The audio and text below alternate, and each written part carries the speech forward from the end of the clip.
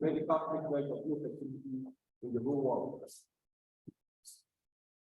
As you can see that each evolution has presented multiple ethical, legal, and social challenges resulting in tectonic shifts in the way clinicians and general practitioners perceive infertility and its ethics. Infertility is prevalent. It's a prevalent condition in many countries, with its impact more prominent in the developing countries, especially in Africa and Asia. The burden of fertility, as shown by prevalence, varies across the world. The prevalence of about 30.3% was shown in Ghana and 11% in Nigeria, and the prevalence of about 11.8% in Ghana. While studies involving about 27 countries in Africa show the range between 10 and 50%. Assisted reproductive technology is directly challenging the society. Hence, they need to reevaluate the way in which human life, social justice, and equality are viewed, especially towards the claims of genetic offspring or. As you can see that these issues will force legal systems to modify existing laws to accommodate the unique challenges that are created by assisted reproduction. The society has the responsibility to ensure that the advances achieved through assisted reproduction are implemented in a socially responsible manner.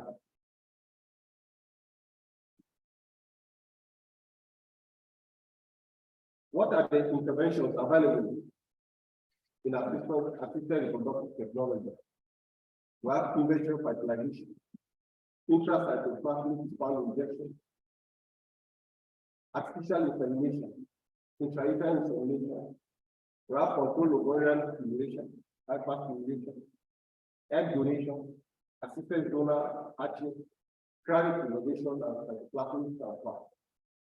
All these have their own medico-legal issues that are associated and that need to be addressed by individuals and the society and the government. The legal issues in all associated with assisted reproduction, most especially are one, the financial aspect of this idea. The non-fertile parenthood that are associated with them, multi-gestational pregnancy, versus the number of embryos to be transferred. Well, what is the fate of the embryo, the leftover embryos that are used after an IVF session? Then we're also going to talk about surrogacy and the gestational carrier. We also talk about the key implantation genetics diagnosis and fertility evaluation. We also talk about the side effects of the procedure itself and the quality assurance. What are the starting points that you can see? We also talk about technology in 50 billion systems. Now, this is the financial aspect of IVF treatment is far more obvious ethical challenge that is surrounding assisted reproductive technology. As you can see that there is deep inequitable distribution of access to care, especially in our sector. And also there is significant economic barrier to IVF, which exists also with the preferential availability of this technology. We discovered that the availability of this, because the technology is not widely available, accessing this this technology or this means of conception for those that are infertile is usually very, very difficult. And the finance that is involved. Yesterday, we were told about the cost of establishing a basic and IVF center, which ranges between 800 million and 30 million. This may be very, very difficult for individuals and most and even government to establish such centers. And once it is established and what is available, what is the cost? How do people even access this services? The cost of performing assisted reproductive per life test varies among countries, as you can see. And the average cost for IVF service in the United States is about $900, $9,000, whereas it's trading to about $3,000 in Nigeria, most especially in the private sector, because very few public sectors provide this service. We talked about the cost, the range, and all this. Now, what about a society where the average minimum monthly wage of the individual is just about $50? How do we get to access such facilities?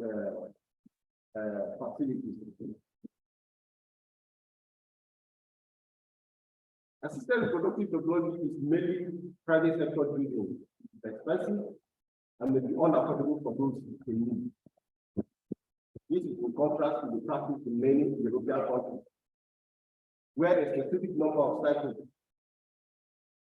are being reimbursed by the government. Is this usually the case in this our country? No. In Nigeria, there's nothing like that. If you need to seek for assisted technology, you find your money and you go seek for the services wherever you can find yourself. Another issue is the non-contact parenting. You know, in IVF, all you get to do, most especially, is you harvest the woman's egg, also the spermatozoa, you fertilize after the 4 or 5 you transfer. There is no issue of quality, nothing available, nothing that has to do with quality. So, ethical and social and legal debates around this aspect of production without quality, especially in our religious cycle, most especially in Africa, Nigeria most especially. The human response to new development regarding death, marriage, and divorce is likely shaped by our religious beliefs. When Iraqi was first introduced, it was firstly attacked by some religious groups and highly welcomed by others. Totally unacceptable to the Roman Catholics, while Protestants, Anglicans, Coptic Christians, the Sunni Muslims accept most of the form and do not which do not involve garment or embryo donation. Yesterday, the second speaker spoke to us about some of this technology. It was clear, it has because of the non-contact aspect of this form of assisted reproduction, most especially the IVF, where just garments are being donated and manipulated, inserted, and at the end of the day, but the Roman Catholic kicked against it seriously that any form of production that does not involve quality, they are out of it. There is a variable conception about it. Others believe in it, others don't believe. The Protestants believe in some part of it.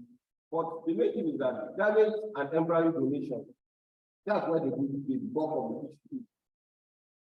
If these garments are not donated, or they are not involved, and all, how the conception comes to the first.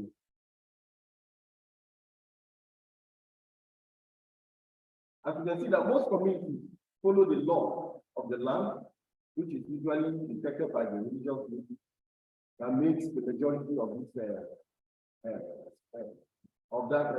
that made of the community, the specific community. And debate will certainly continue as long as new development arise in ever-evolving field of assisted reproduction.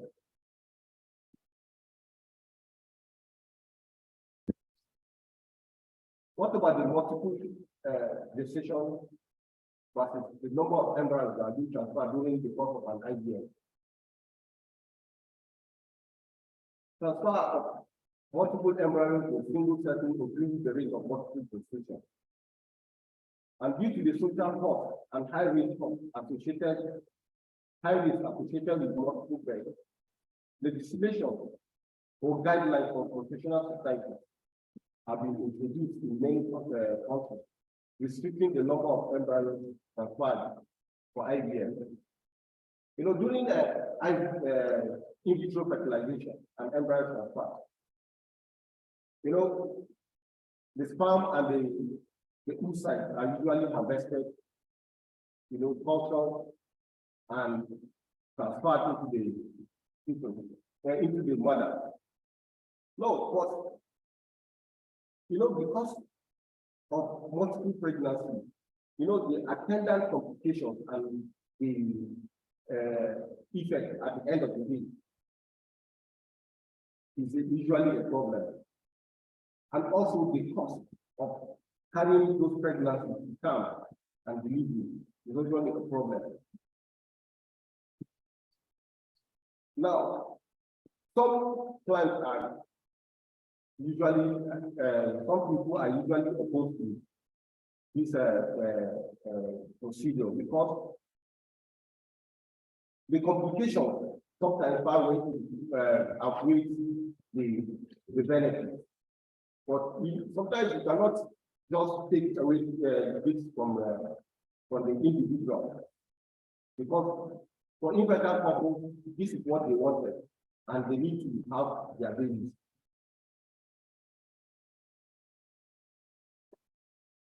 As you can see, the pregnancy rates associated with IVF are high compared to those people in the early part. You know, during the early part of IVF, you know, you can see some people keep doing multiple cycles before they get pregnant, but now the success rate is getting better and better. We see that single embryo transfer will inherently increase the maternal complication at the earlier stage because the complication with multiple gestation is hot. Then there is currently a trend towards single embryo transfer, which is likely to decrease the maternal and complications at the subsequently. There are variable legislations regulating IVF in different countries and even in the same state in a single country. In an effort to minimize multiple gestation pregnancy resulting from assisted reproduction, some laws limit the number of embryos that may be transferred or carried preserved or fertilized by cycle. In some cases, this regulation or fiscal pressure results in couples traveling across international borders to obtain treatment that are unavailable in their country. This cross-border reproductive care is thought to account for about as much as 10% of total IVF that is performed worldwide. Like in our country, Nigeria most especially, you know, people with the embryo transfer, some people go to the extent that, okay, if you want to transfer to 3 or 3 to 5. Why in your country, okay, we are not looking at, okay, the complications at the end of the day because of the cost to us, and also the fear of failure. Why in other clients of they prefer one or two because they already have the expertise and they already know they've been doing such a procedure in the past.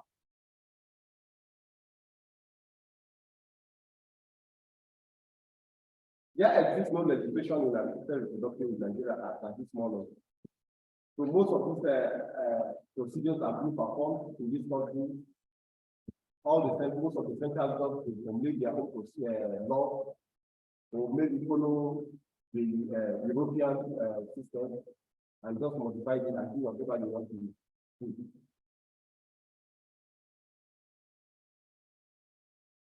What is the fate of the extra embryo in research limited settings like ours? For how long do fertility clinics call this leftover, and at what conditions, most especially in a country where there is no light? We talk about power supply.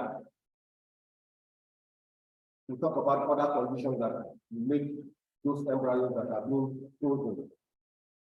What is the fate? Are they going to need to discard them? It's not, which is not feasible. If you look at the what the Catholics say on that now, if you have a life that you have already preserved and all this thing, what do you do? Are you going to donate it again to another person, or do you have to go and discard them? That's why the Catholics mostly speak about again. And it is also talked about that said that the viability of the embryos that are due to cryopreserved stored and all the things reduces the longer storage time, for which some studies have also proven. The surplus embryos, what happens to them? Do they get donated somewhere else, or are they destroyed? The earlier stated view by the Catholic Church regarding embryo on parenting presents a strong argument against their destruction.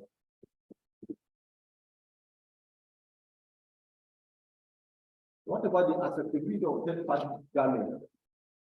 This is also controversial, especially in the African sector. As you can see, there is a study by Bello Ita, in a study that was conducted in Ibadan. We found that 35% of women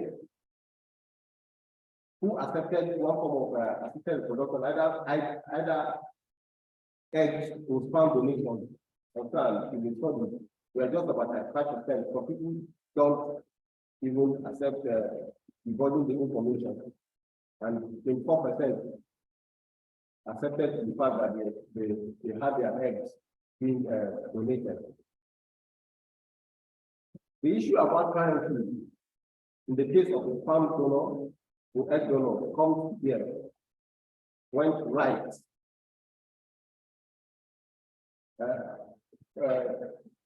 comes to bear, or what right does the donor have regarding the child?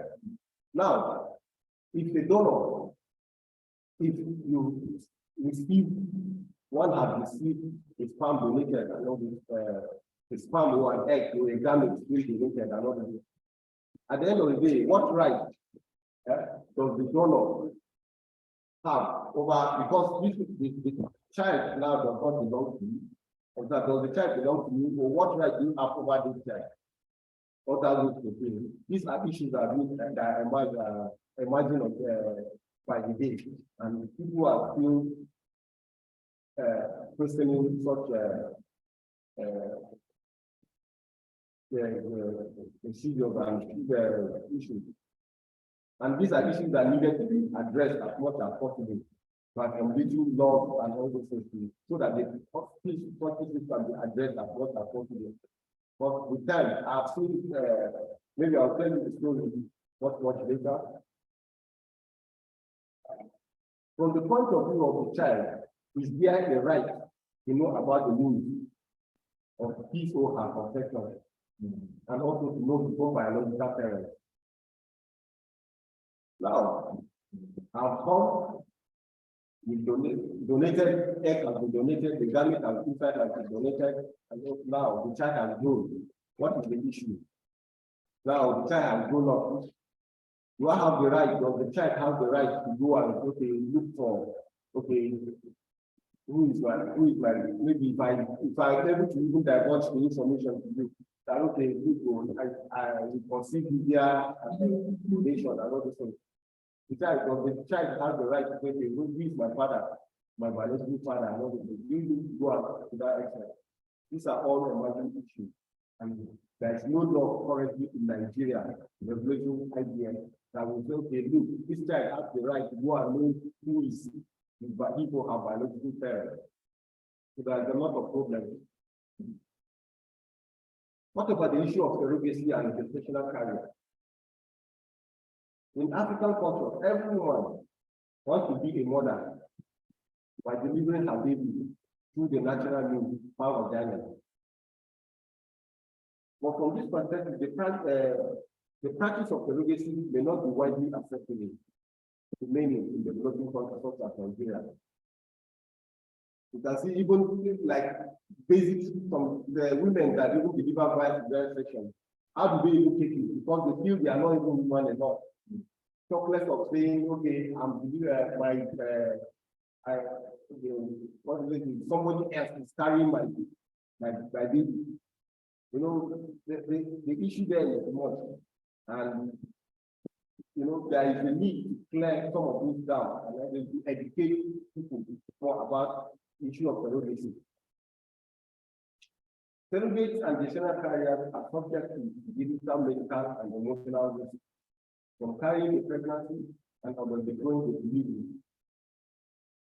What about the surrogates themselves? These are people that you hire or charter to pay to carry your baby and all those things. At the end of the day, you know, those processes are things that make one get attached to your baby at the end of the day.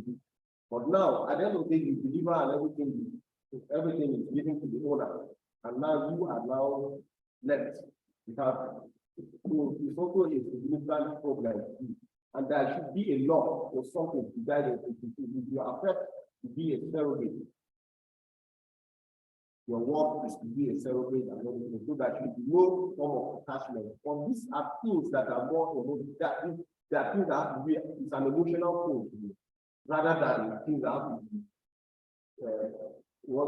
like a commercial thing, concern that you can do and forget about it. It's not usually very easy. Some also are concerned that the issue of surrogate and different carrier is a form of child selling or the sale of parents' rights. Parents' rights, yes. Now, even if I have issue that somebody else has to even carry my baby, and all this thing, sometimes the fulfillment that people have not been a mother enough, and all those things. Maybe I've sold my responsibility to someone else. It's also an issue. Then what about I can talk about the carrier itself? What is also entailed? Then there is also the financial part of it. In fact, even the surrogate. Also, because of the financial part of it, people are going more into surrogacy. Now, financial pressure on surrogates to lead towards exploitation and commodification. Commodification will mean that the surrogacy can be taken as a commodity where you can go and speak for people and all the things. If you want to, I'm looking for somebody to know, it's just like a commodity where you can use to exploit people and all the things. Like in the United States, about $20,000, while in India, it's just $4,000 for you to have a surrogate. So, you know, the exploitation of those people and all the things, they see the money involved, people can get to exploit those that want to go into surrogacy. Regulation of surrogacy and gestational carriers varies widely from nation to nation and even within nation, region, the same country. Due to this financial and legal consideration, international surrogacy have emerged as an emerging region, especially in the developing countries. You see that some people will come all the way from the United States, where because of the cost and everything, you come and have the surrogate here in Nigeria or India and everything because it's cheaper for them to have the surrogate than you have it done in the most advanced countries. This practice has exacerbated the already difficult ethical and legal issues surrounding the special carrier. At present, issues of individual rights, commodification of surrogacy exploitation, utilization of the offspring of international gestational carriers, and even fetching are likely unresolved. I've talked about the communication and also people, because of poverty and also those that young ladies and people that need to go into such things and they are exploited the money they are making. Then also now another issue is that the offspring, now if somebody comes all the way from the United States, have a surrogate here. Now, what happens to the citizenship of the concern? Is that person that baby an American or in Nigeria? So those are often issues, emerging issues that we just address across our countries. There is another aspect of the legal issues. We have the de-implantation genetic testing and fertility preservation. This procedure offers the unique ability to characterize the genetic composition of embryos and sperm. Given the recent success in pre-implantation genetic diagnosis, the broader implementation of this technology in the future is more likely. Although it is controversial, using pre-implantation diagnosis to choose embryos solely on the basis of gender is currently being practiced. This is one of the leading using pre-implantation diagnosis is one of the leading indications for IVF in Nigeria and many developing nations, where higher premium is placed on having male children. Sex selection is another issue. In order to proper settings, they offer a substantial health benefit, especially in settling disorders and single gene mutations such as sickle cell anemia.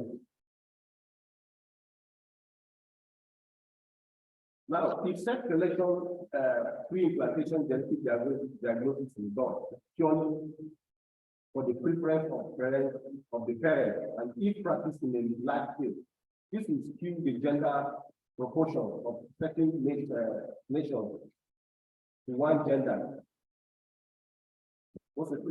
Like we were told in India, there is a preference of having boys to girls to having girls in the family. But now, if we use pre-implantation diagnosis, because the girl, we prepare more boys in our society. At the end of the day, you see that the population will speak more to having boys, more boys in the society than girls, which is not proper. Ideally, it should be let's allow the natural selection to occur. So, a lot of issues surrounding pre-implantation diagnosis is also being talked about. Several laboratories have demonstrated the ability to successfully cryopreserve oocytes following an IVF. Oocyte preservation may give women the flexibility to preserve their fertility potential starting at the young age while postponing childbearing. Now, we talk about the oocyte that is being produced.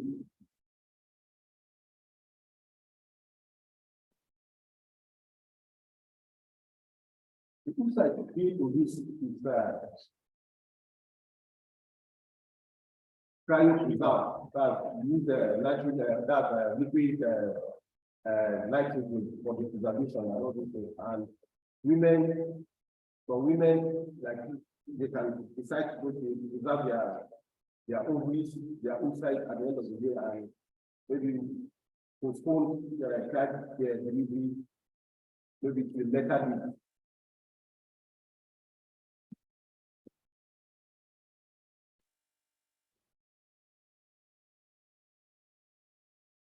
Now, technology at the present time in many countries is only available. This technology of cryopreservation is only available in a limited number, and most especially the financial aspect of it, where for you to go and preserve your ovaries and also preserve some of the eggs that are being produced. The financial means is very, very enormous. And this poses ethical and social issues that will certainly see more attention in the future.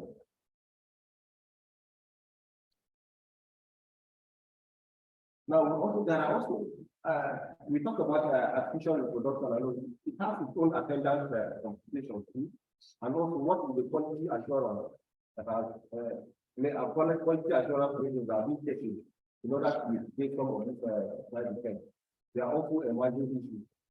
Now, we talk about the safety of the various procedures during IVF have always been a topic of discussion. The side effect of ovarian hyper stimulation is well documented, where the women undergo a lot of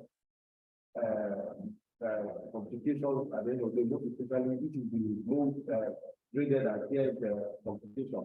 But thank God for controlled ovarian stimulation, this shall really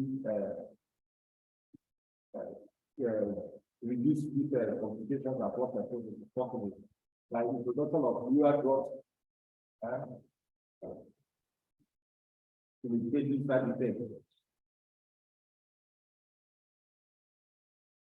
What about this? One of the side effects, the multiple pregnancy and its attendant complications, which we have talked about. With increasing sophistication of and fine-tuning of the procedure, fertility specialists around the world are now able to transfer just 1 to 2 embryos with very good outcome, instead of the usual maybe 2 to 5 that we Nigerians have because of the fear of failure and other things, but with much expertise and all these things, the side effect of assisted reproduction will be minimized by just transfer of 1 to 2 oocyte gametes, which will decrease the complication as much as possible. There are studies in Nigeria have shown that the average number of embryos that are being transferred are between 2 to 5. And this is mainly due to economic reasons. But if I go all the way to go and pay maybe up to $1 million for an IVF to be done, and at the end of the day, maybe only 1 or 2 will be transferred and it failed, what happened? So this is the reason, is because of the economic and the fear of failure. While in the contrary, in South Africa, just about 1 to 2 is being transferred. I know this is not. This is because okay, they have enough experience and also the expertise to have in management of these conditions. So the fear of multiple embryo transfer is no more there. So the more in Nigeria is better. We have the training and also the expertise so that at the end of the day, this complication side effect of multiple embryo transfer can also be mitigated.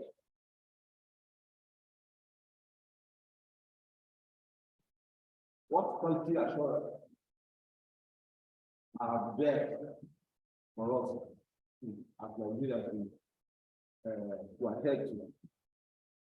Quality assurance of the procedure remains an important factor that must be addressed in emerging economies like ours, because lack of national regulatory agencies in most developed countries and most IVF clinics make their own rules and follow different standards, because there is no standard, there is no any rules or regulations guiding them, so they don't formulate their own rules and follow.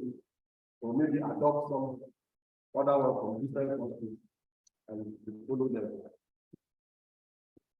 And not having a robust document to regulate this in Nigeria does not even cover for us as a nation.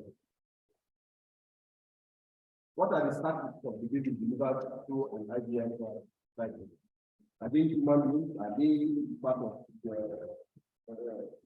what are they? Are they the same thing as we, the human beings? Because they are being manipulated and transferred and all this. So these are also issues, emergency issues.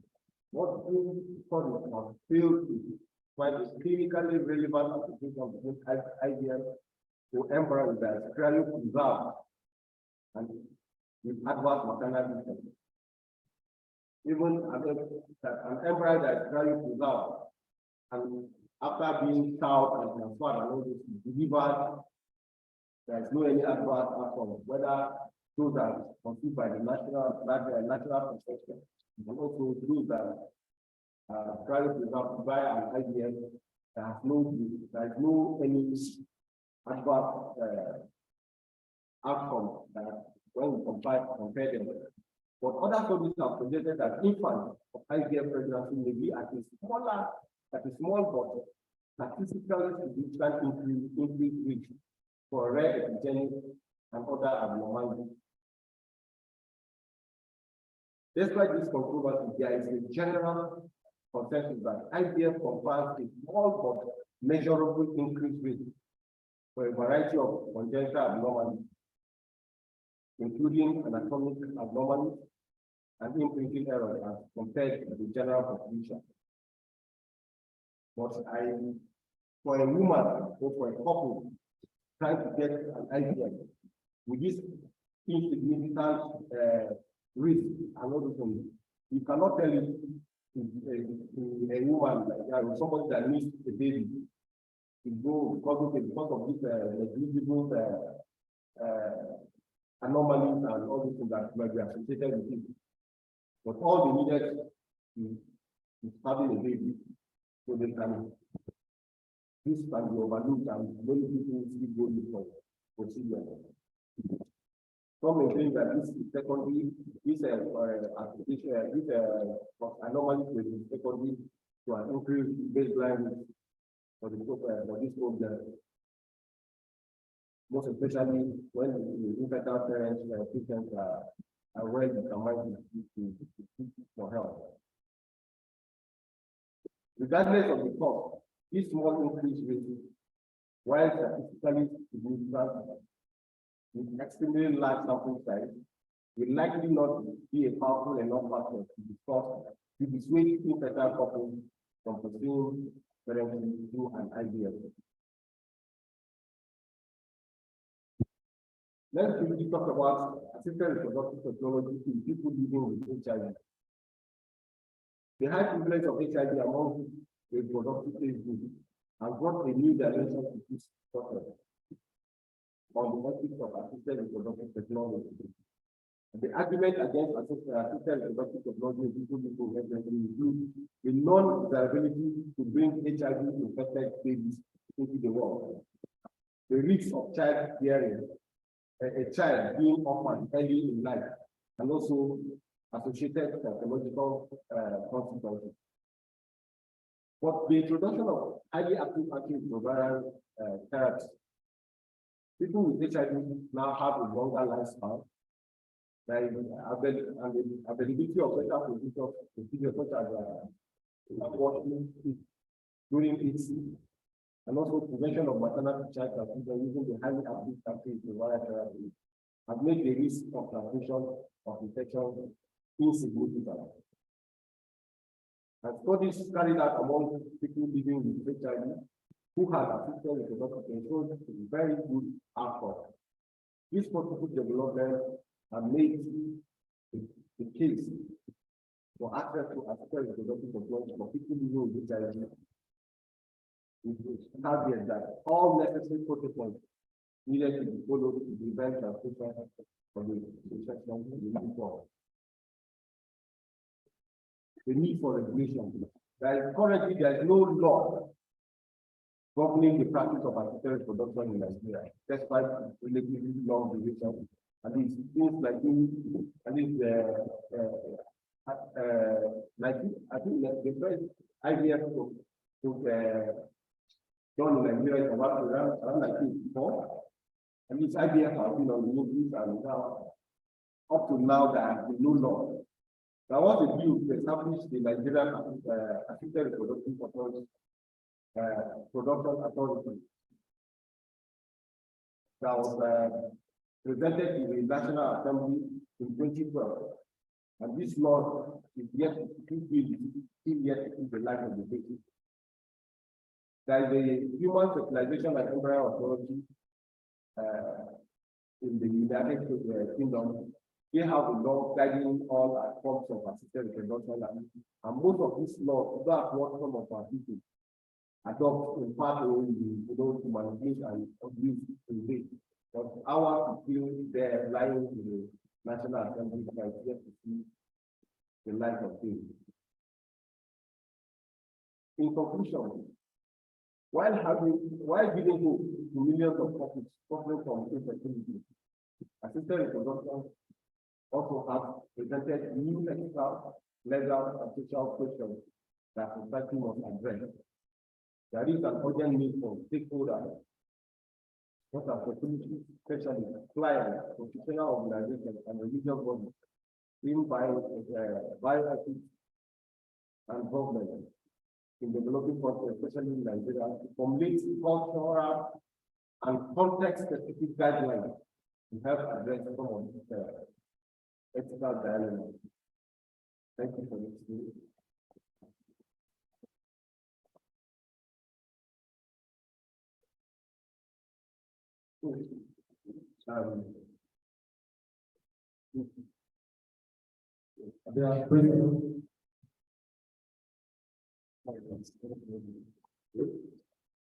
Which one is very one people?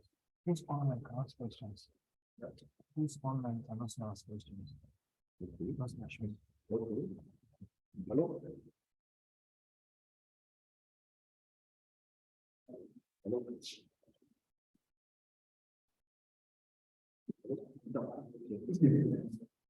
Welcome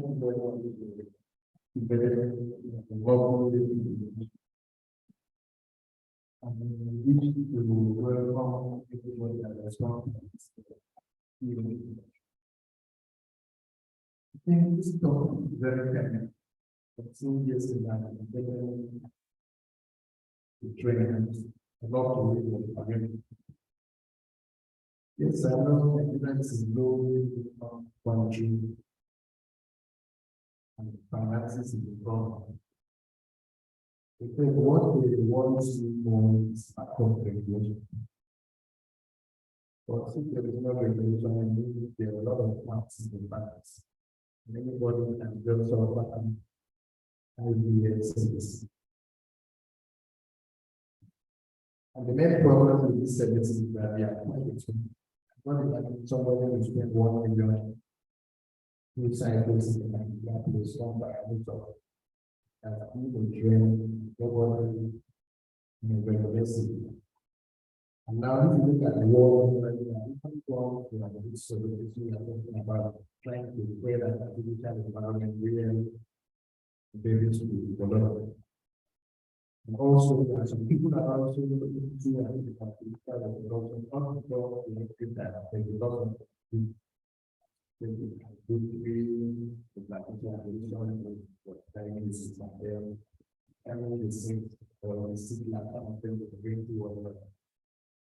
but then there are some issues I want to raise in some.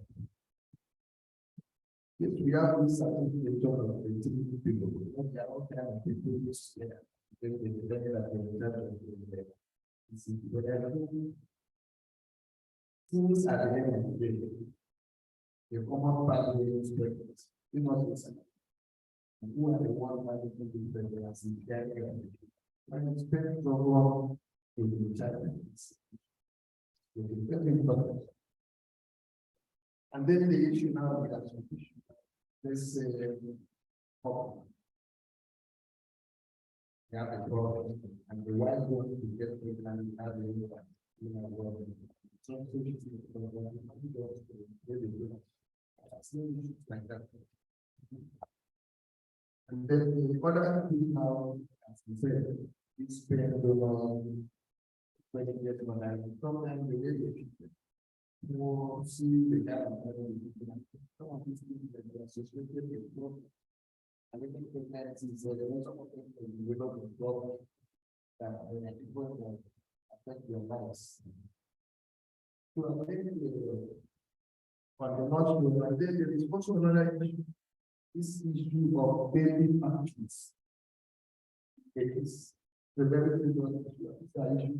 Let's take that one. Because why do people do that? It's because of one poverty. The other one is the cultural issue. Needs to be the religious aspect of it. And then another issue now is that in our environment,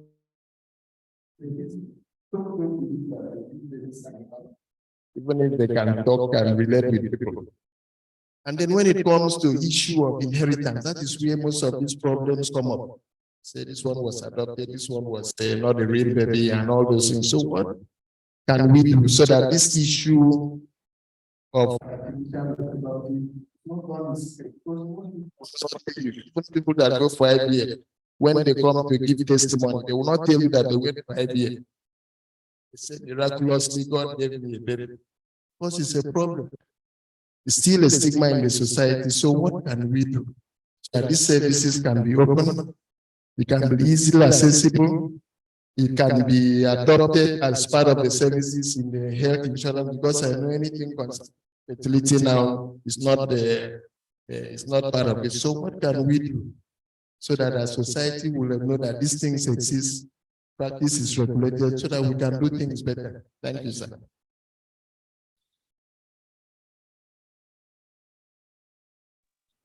Thank you very much.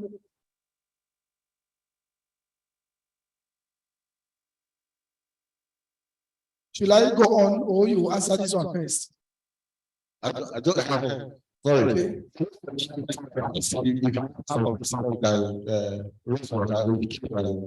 that you can address your questions. Thank you.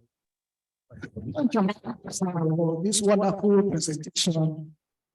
I know a lot of energy has been spent to put together the presentation. First is an issue that I have with ART, Assisted Reproductive Technology, and then ART in antiretroviral therapy. Since they are tackling in one way or the other, ART, and also in the presentation talk about HIV. So once I see ART, my mind goes to antiretroviral therapy. And sometimes goes to, so how do we actually differentiate between these two? And this is and this ART, the other group, because in the current context, we have ART, like that, it becomes a problem.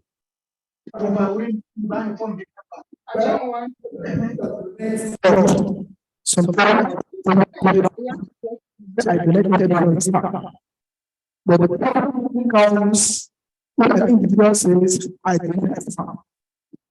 know it's a serious issue because sometimes a lot of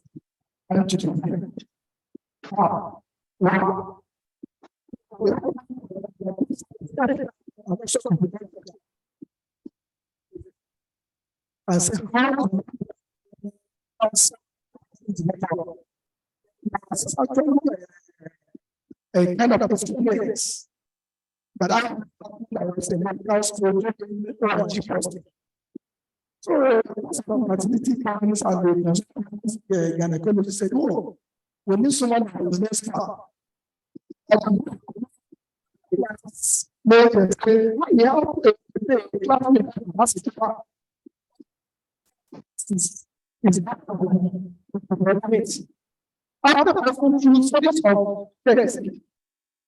Investigations, there's part of and it was shocked that it was because it was artificial insemination. has a chance to get.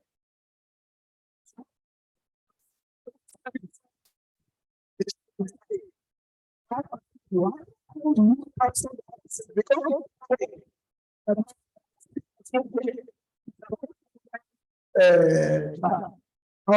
want to go about it? Thank you.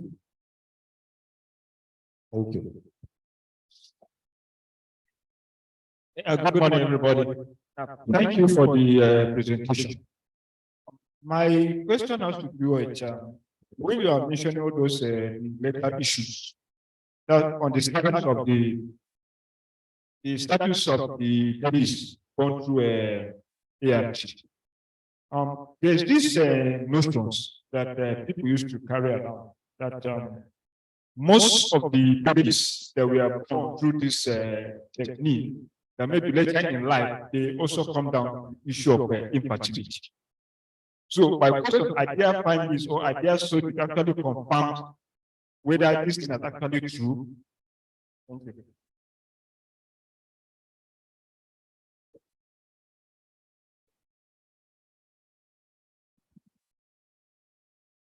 Thank you very much for the presentation. It was quite interesting and stimulating. And the presentation on infertility is from yesterday, and I think I've been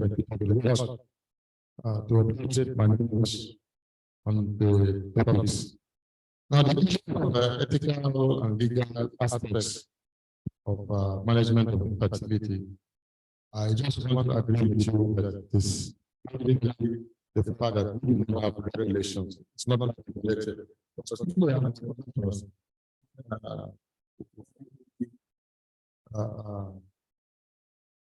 development of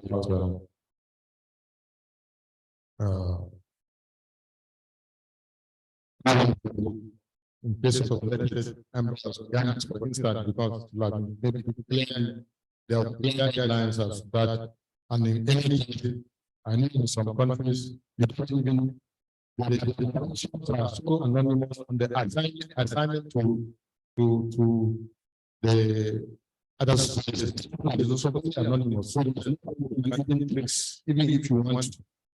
No? The people will have the right to know about this means of consultation. That's my own opinion. Actually, not giving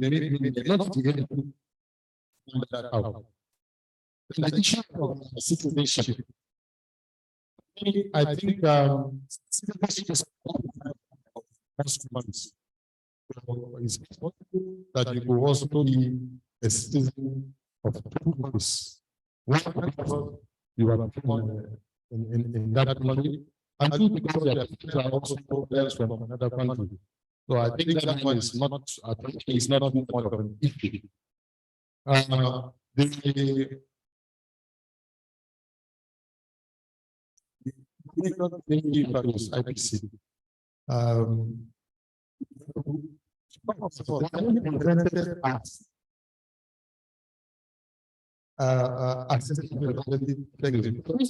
Most of these who study services. What is happening? Yes, sir. Yes. I think that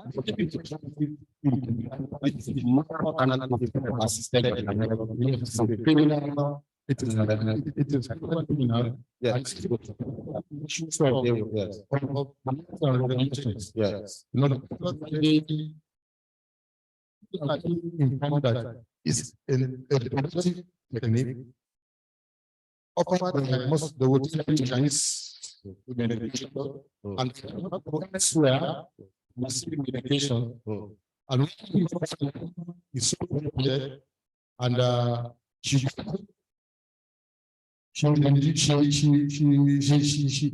given an aesthetic sleep. She wakes up and she has a baby. Yes. So she's convinced that it's her baby. Yes. That we use mostly in assisted reproduction, put them up.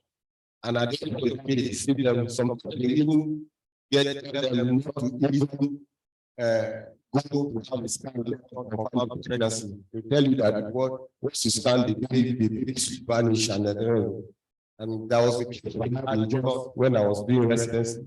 They had antenatal there and everything. And you know, because even on the team, because program was not even completed on the phantom pregnancy that you know, they kept receiving her. I'm sure after the delivery and everything, maybe the baby will appear from school and say that this was the baby, they might move back and maybe take another baby to her. It's one pregnancy that was supported and that she has a cesarean section. Not true at all as well. She has been getting her injections and everything somewhere. So that's the chemical venture. It is not part of assisted reproduction. If you want to seek for a surrogate mother and all those things, go through the right channel. Also, and the method is that the rules and regulations and all that need to come from all things need to be put in place so that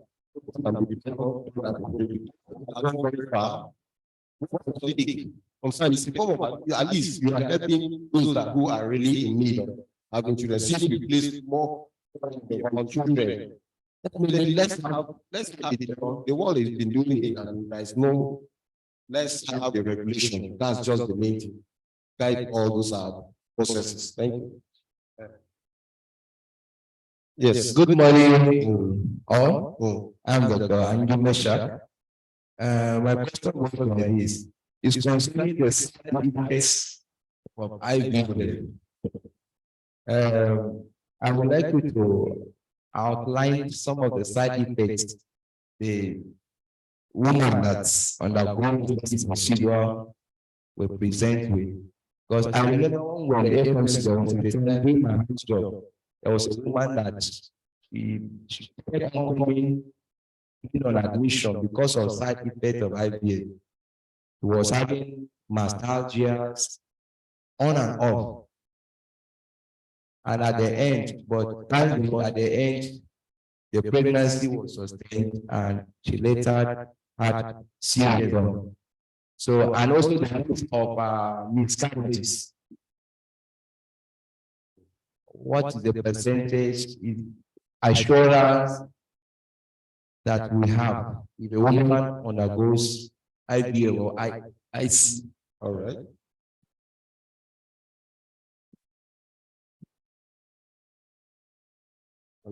So issues. If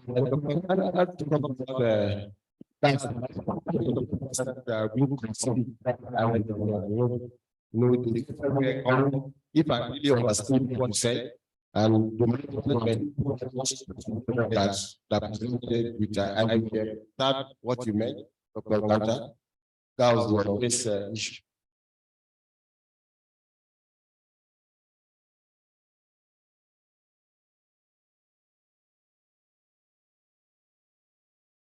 Huh?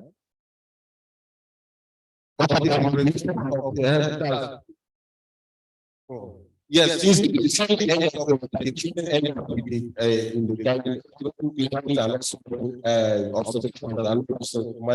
of course, well, even the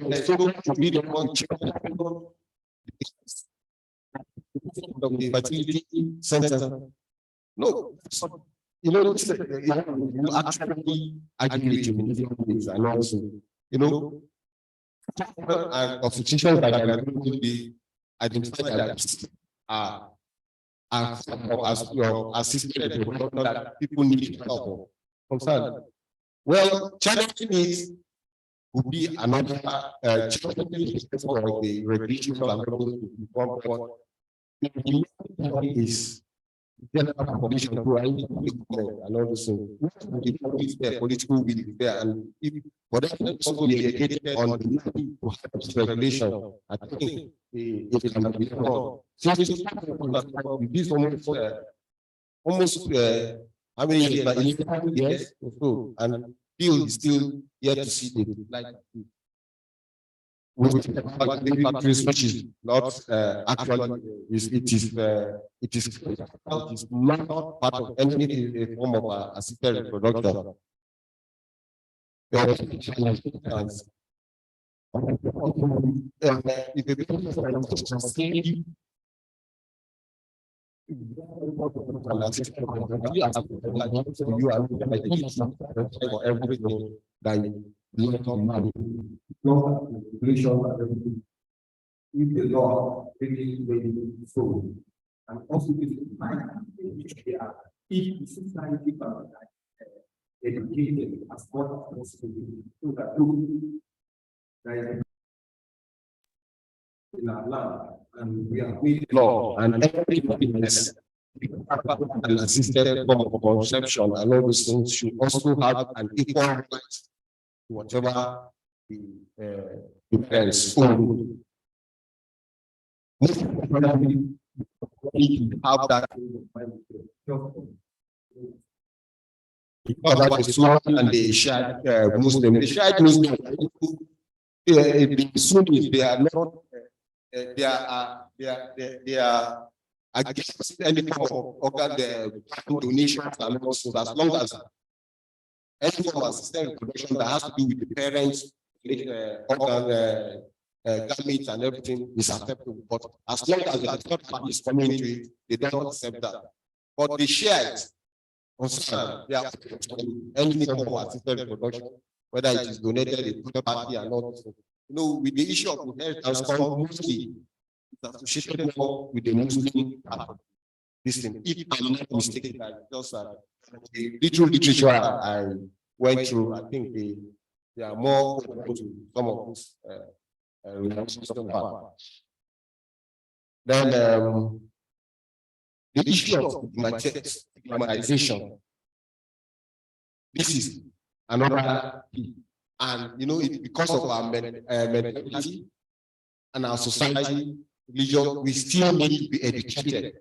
The public need to be educated seriously about fertility and form of assisted reproduction. And assisted form of reproduction has come to stay. It has given support to the knowledge of children. So what is stigmatized in the society? There are companies like us, by both scientifically and everything, they have been proven that this are not human beings like us.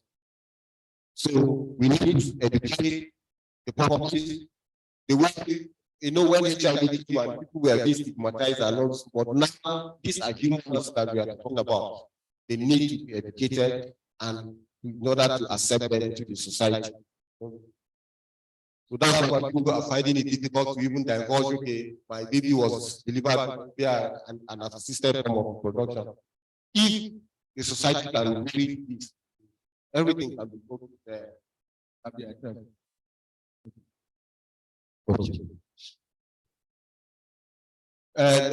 You talk about assisted reproduction, that's ART and ART in HIV. So that's what from the beginning I defined it. Understand? If I say we are talking about assisted reproduction, I put it in bracket. Okay, we are talking about ART, assisted form of reproduction. So if you want to talk about ART in the form of HIV, also at the beginning of your lectures, whatever you're doing, you need to define. Okay, this I'm going to be using ART here as an assisted that's antiretroviral therapy, or ART in the form of assisted reproduction. So the main thing is the definition from the onset of my presentation. You talk about sperm donation. I know, yes, sperm donation. We have international sperm, and you know there are banks now where you even go and store your bank. You want to donate your sperm, right? We have them now. Concern. So it's just like the way we talk about blood. Blood is being donated and all this thing. But you are proud to tell people that, oh, I have protected sperm and all those bots. I've donated 3 times and all those bots. Can I go and say, okay, I've donated sperm this year? That's the story of the people that in that they discovered that they are sperm over how many children because the sperm in I think that was I placed it in the blog, NMA blog and all this thing. So the Muslim donation and of children so it's becoming an issue too. So there is need for the regulation, even if you have to donate sperm, okay, how many times do you have to donate and all those things? Because maybe your texture, you are a tall, somebody that is looking very handsome. You know, some people, there are pictures, the characteristics of all those things. Sometimes they are even in the sperm bank, they will tell you, okay, especially your name will not be written there, but all the characteristics of the owner of that sperm. One is a tall man, fair, he's looking handsome, and all this. So you said, okay, I want this sperm. So you use it. But please, the main thing is that regulation is all that is needed so that things will not go out of hand.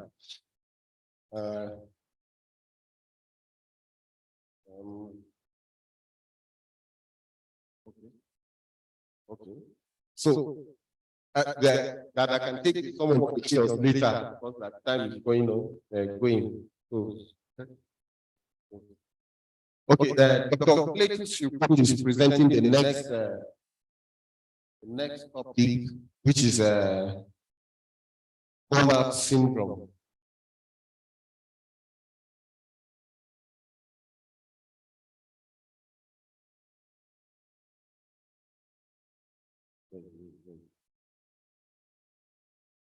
Huh?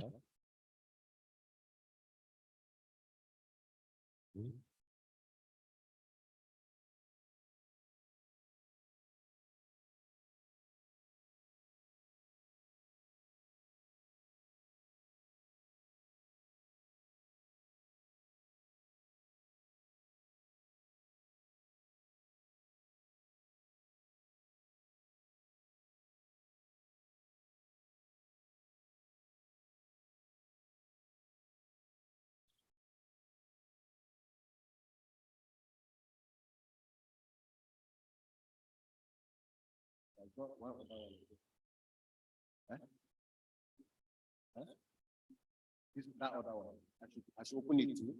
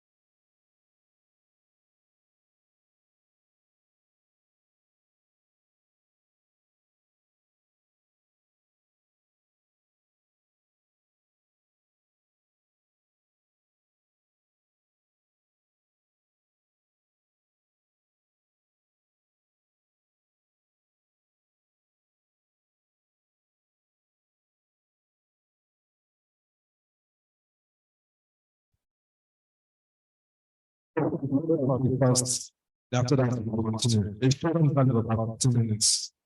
Thank you.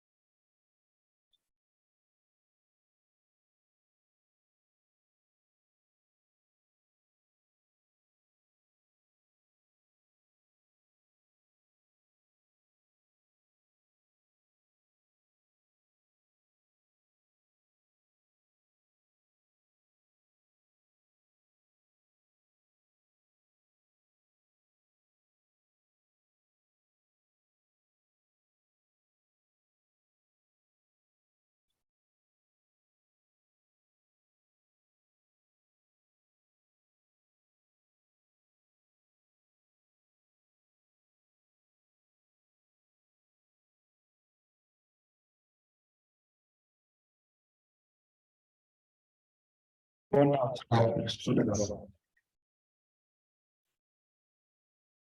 I'm going to look at it through the following outline: introduction, definition. We then look at briefly the management of what burnout is all about. We look at the risk factors, consequences, and then we now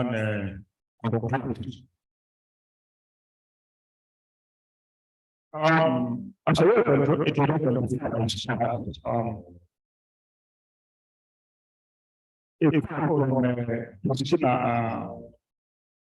Magnus is one of the pioneer people that actually work on burnout exchange on it is one of the that we must look at the making the analysis of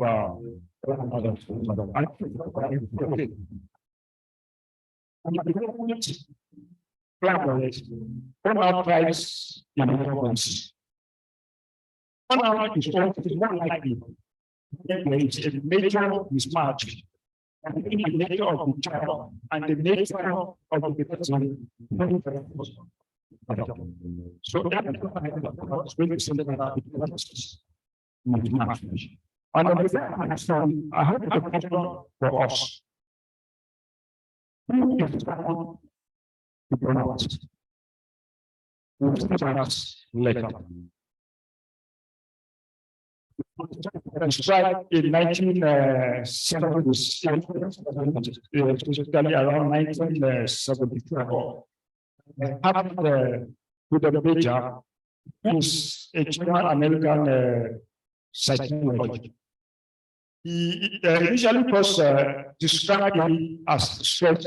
So I found involved roughly ago, now it's around 89.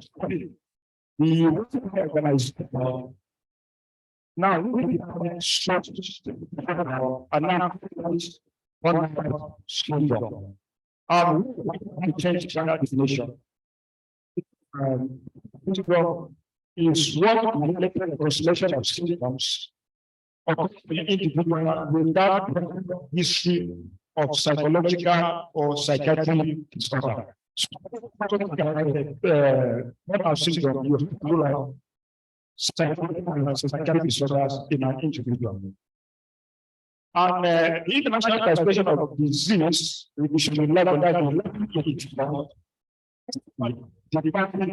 as an occupational phenomenon and not classified as a medical condition. It's a phenomenon in a medical condition. It is common to that actually interacts with people who are those that are social programs, nurses, social workers, which has another mention and the police. I have even talked about the difference between expectations and ideals of employer and actual environment of their professions. It has also the potential negatively affects individuals and organization. I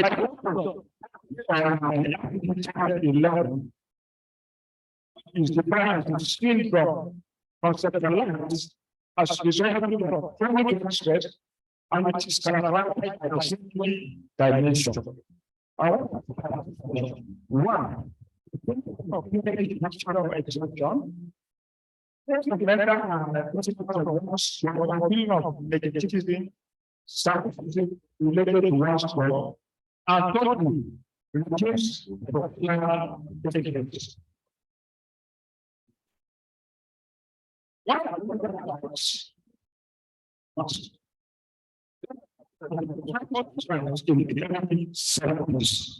and from that up to now, there's actually a significant increase in the number of people that actually coming out of this one. When it's about that,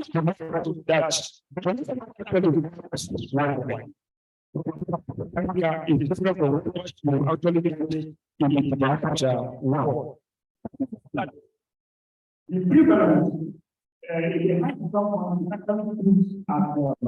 And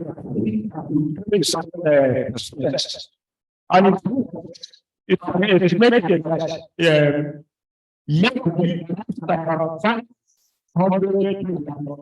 and 550 works out. It is in Africa, the returns are there are limited studies of in Africa. And why is that? Because of the story of the in Africa is among the level. The general population is much problem with the issue of what is that common among the health and the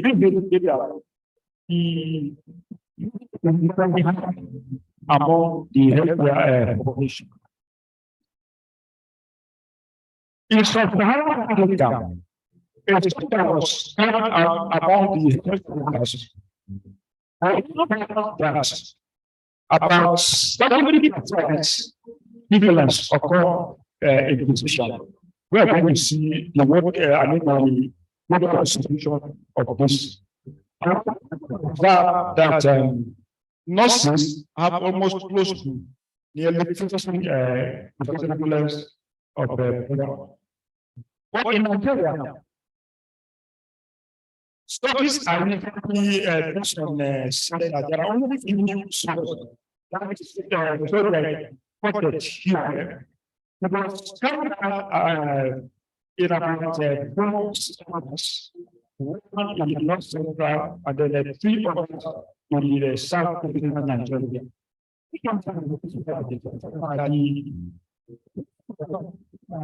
Among the physicians, that's the report, is about 75.5%. That was, I mean, that was issue. I think the years but next one. They now find out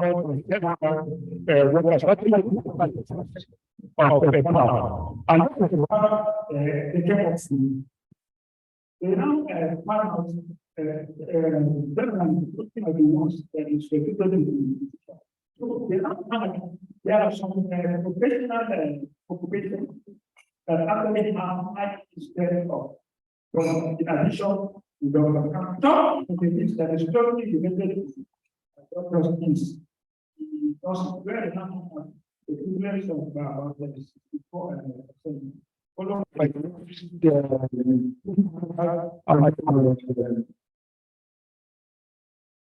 was what they call them?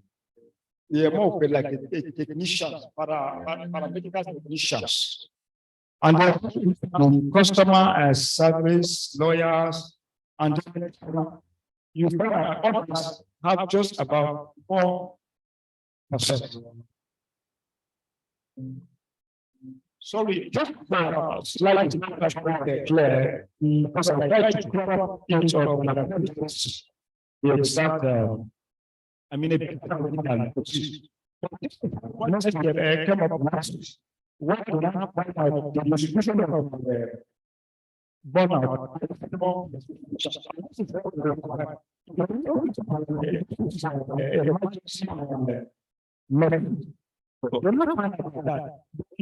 Are you in the highest area? The highest level of what else?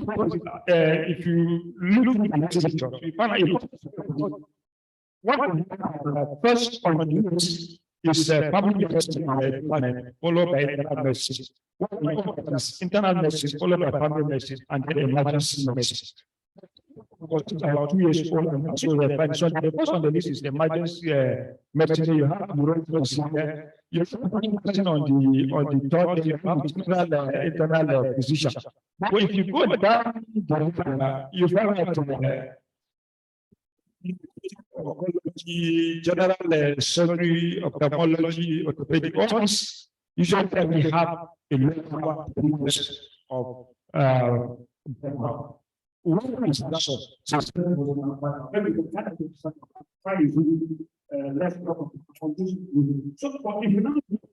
if you now you see, they are trying to show the changes in programs. 2014, 2017 and 20. So if you look here, you find that in the advanced world, due to increased knowledge and intervention, so they actually have a reduction in the problem. If you can see this green color, that is what we have in 2020. If you now see this first one here, 2011, 2024, and then here, this is 2017. So, but what is generally?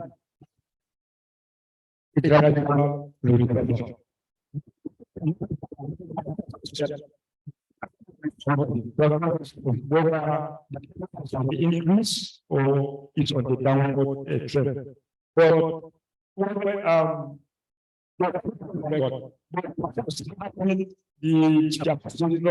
and so many other things, there's likely possibility that the programs in Africa will be on the side. Study is that they find out that the prevalence of is small among the female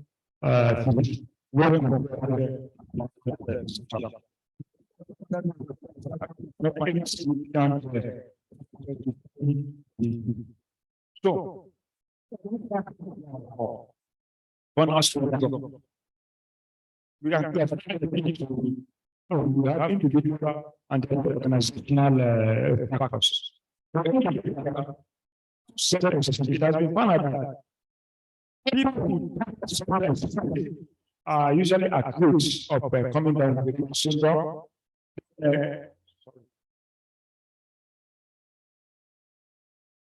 Unrealistic, high achieve, maladaptive copy mechanism, where you are not so sure of you can and they are developing and then when you are having financial you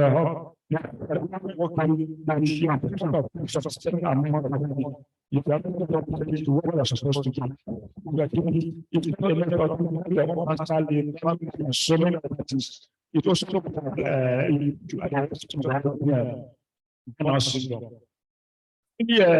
life where there's an influence in your family life.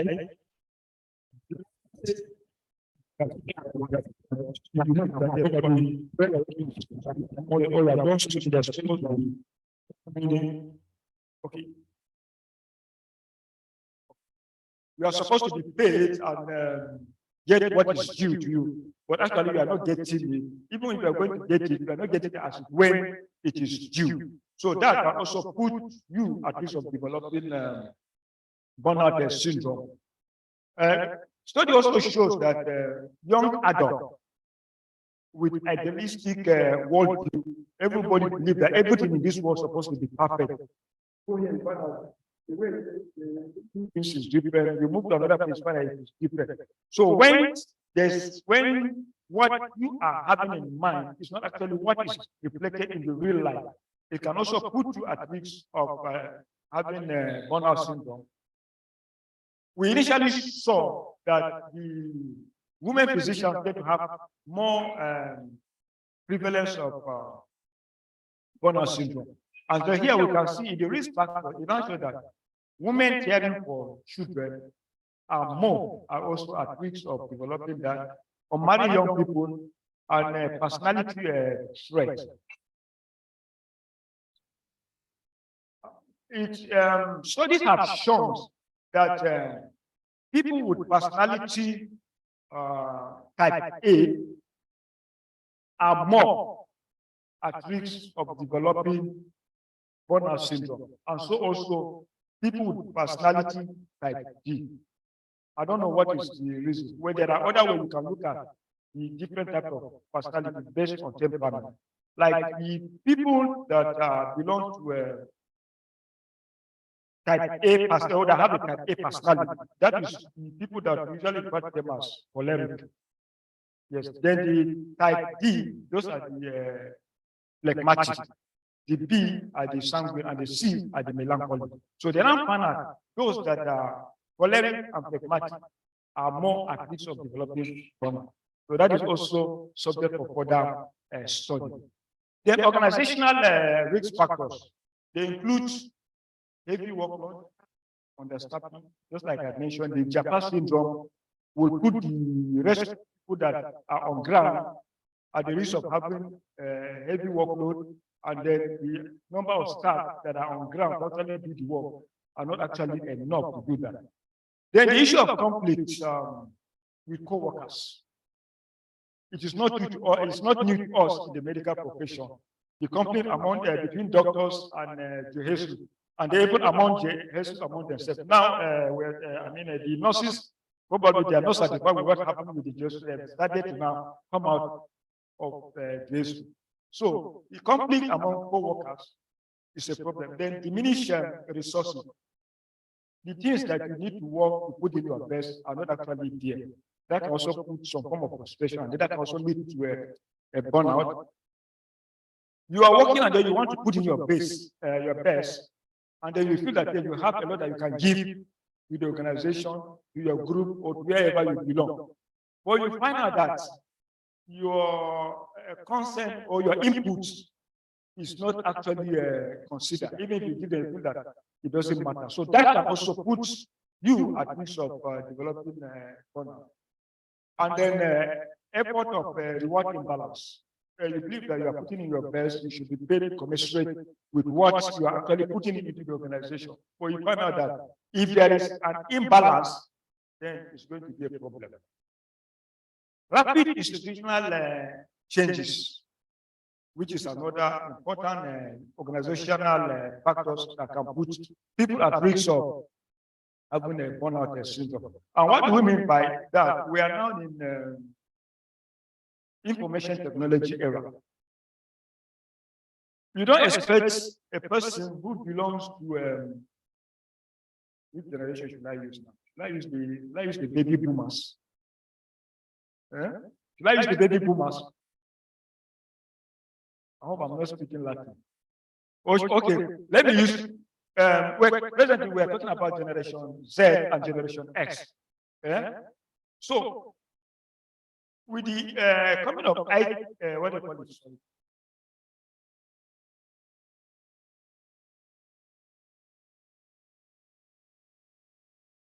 Yes, with the coming of the ICT, Pride is going to tell us about the artificial.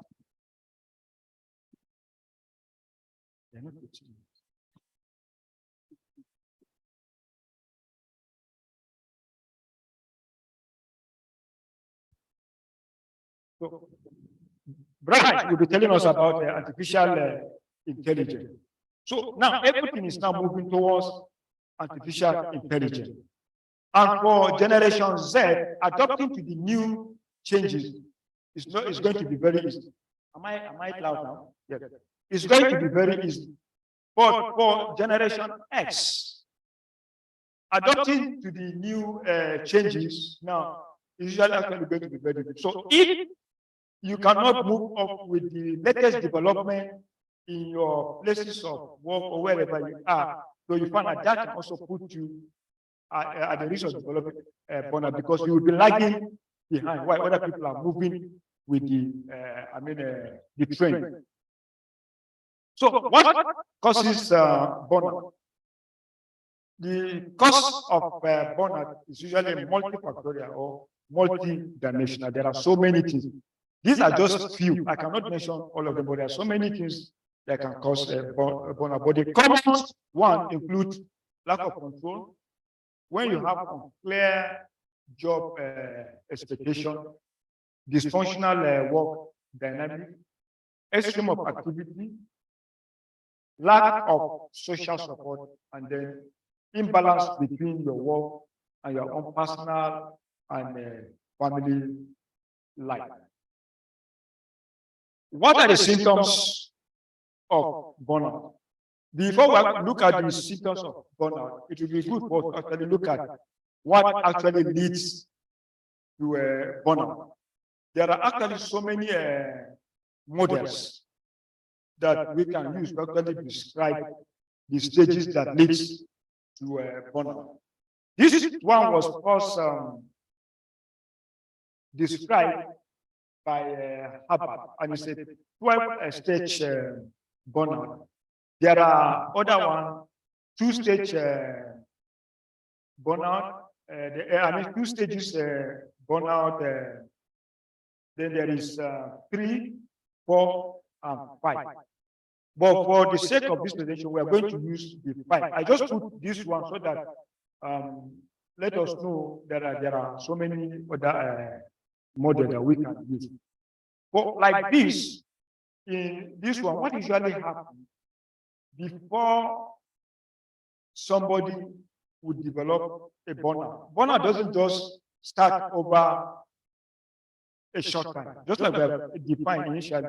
It is a chronic exposure to a chronic stress at your place of work. So, Harvard said that what usually happens is this is the first thing that happens. Compulsion to prove. You have been employed new organization, you are very happy, excited, you want to show your boss that yes, you are equal to the task, you are equal to the task, you can do everything. So this is what usually happens here. Then the next one, you try to work harder to prove to them that yes, you can do whatever task that is given to you. Then later on, you started neglecting your own needs, displacement of the conflict, and they will continue until you now begin to feel unfulfilled, very empty within you, and then that will now lead to depression and burnout. The other question I will ask before I show the next model is burnout the same thing as depression? No. Can depression lead to burnout? Or can burnout lead to depression? Which one? Burnout leading to depression or depression leading to burnout? No, choose one. Burnout can lead to depression, or depression can lead to burnout. Huh? No, it cannot be a reversible reaction.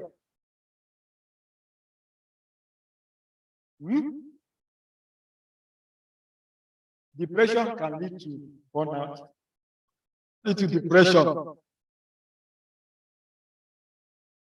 Yes, I agree with you, but it is burnout that actually leads to depression. Depression will not lead to burnout. Why? Because burnout is work related. Depression is beyond work related. So this is what we are now interested in now. The stages that one will now pass through before you now finally develop burnout. This model was developed by Christina. Yes, so she developed this model that around 1980s, yes, between 1980 late 1980 to around 1991. And then this is what she said. Usually, in stage 1 is more like the honeymoon period. Don't worry, the subsequent slide will now show us a detail of what usually happens in each of the stages. So we have the honeymoon period, followed by onset of stress, chronic stress, burnout, and then habitual burnout. And this is what she said. I hope we can see it clearly. During the honeymoon phase, can we see? During the honeymoon phase, this is what usually happens. You have job satisfaction, acceptance of responsibility. Then you also have a sustained energy level. So you're very happy doing your work. No stress, come early, finish, and then go home when it is time for you to go home. But as you now continue in your work, getting used to all that is happening, the politics, the staff attitude, the management attitude, your attitude of the other co-workers. Then you now move to the second stage, which is what the onset of stress. And it's usually characterized by cardiovascular symptoms, inability to focus. You are usually irritable. If you go home, you don't usually have enough sleep. Then you also have a lack of social interaction. Your productivity also reduces, anxiety, and so many other things. They will now move to the third stage. Because if at this stage, you cannot control some of these symptoms, this is what happens. You now move to the chronic stress stage, which is stage 3. And what happened there? You have what? All that has been happening here, you have persistence of all those symptoms, which include tiredness, things that you're supposed to do, you won't, there's no problem. At least I still have some time, I can postpone it till next week. You procrastinate. Then you have resentfulness, social withdrawal. Probably you used to go out, interact with people, but now, because of so many things happening, you maybe your boss, you are not happy with your boss in the place of work, and when you finish, you go home, annoyed with almost everybody. You are very aggressive. You develop apathy, feeling pressure, and it is mostly it is better to know that as stage 3, that is when some people will now begin to abuse alcohol. They have also a misuse of substance and so many other things. And then if at this stage still nothing is done, you now move to stage 4. That's when now you now develop burnout. And what usually happens? Obsession with problems, being pessimistic, physical symptoms. In short, at this stage you begin to also develop low self-esteem. Things that actually on your own you can do, but because since you have allowed all those things to now weigh you down, you now begin to doubt. And then don't associate with people. You prefer to remain indoor, minding your own business. Then you can now have some of these physical symptoms, chronic headache, GIT symptoms. Some you may begin to have notice some behavioral changes among the individual. And if at this stage 2, nothing is done, intervention is not offered, then you now begin to have recurrent burnout. And it's usually characterized by what? Chronic sadness, chronic mental fatigue, chronic physical fatigue. And when you have all of this, it now leads to depression. So, after all those stages, but generally what we need to know is that the symptoms of burnout is usually divided into 3. It can either be due to, you can have the physical symptom, you can have emotional symptom, you can also have the behavioral symptom. The tools that I'm also going to use to actually make a diagnosis to assess your level of burnout is also classified into these 3 groups: the physical, the emotional, and then the behavioral signs and symptoms. And summarily, this is what usually present. You have physical symptoms, which I've mentioned some of them in the model. The patient, the individual, the person involved will present with headache, fatigue, abdominal discomfort, frequent illness. You see somebody always sick, go to lab, do tests. Nothing is there. I said, no, I know I'm sick, but we have given treatment. The person is still not getting better. Something is wrong somewhere. Then your sleeping pattern, appetite, everything will now change. Emotional, low self-esteem. You now begin to develop a sense of failure. You feel that you are not achieving what you need to achieve in life. Loss of interest, feeling of detachment, and then for the behavioral symptoms will include reduced performance, withdrawal, and substance use. How can we make a diagnosis of burnout? There are so many tools that have been deployed in making diagnosis of burnout. And one of the things that actually affect the prevalence of burnout is actually depending on the type of which of the two you use. But commonly, the one that is commonly used is the Max-Large burnout inventory survey for the healthcare worker. There are so many of these. There's one that is particularly for the healthcare worker, and then there's ones that are for other professionals. So the one I'm going to show us in a moment, which is this one, is the one that is used for the healthcare worker. Then other tools that we can use to actually make the diagnosis include the serum melamine burnout questionnaire, the Oldenburg burnout inventory, Copenhagen burnout inventory, and then school burnout inventory. So it's for you to know that yes, we have for that. But the one of interest to us is this. So how can you use this to make your own diagnosis?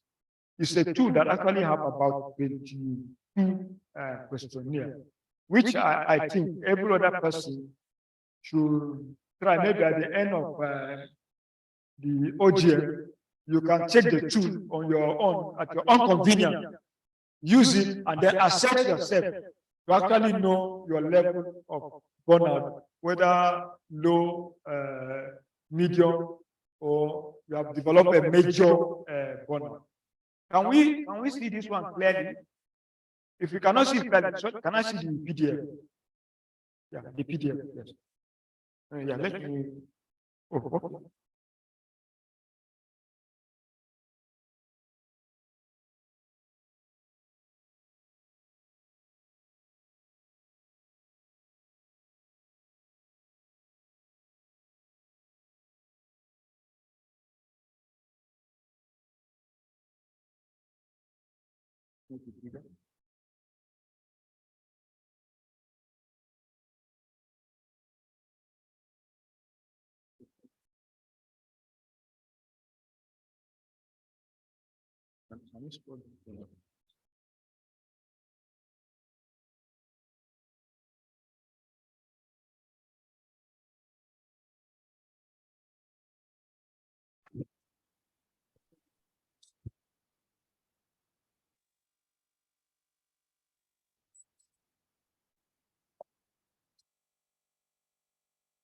okay. It's okay. So this is the tool that is common.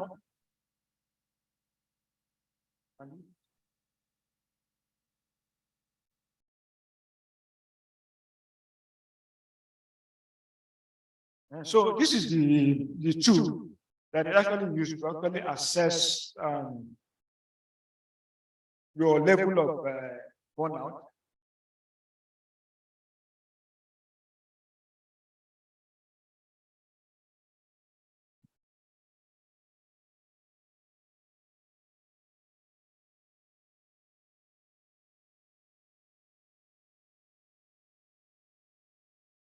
And so this is a tool.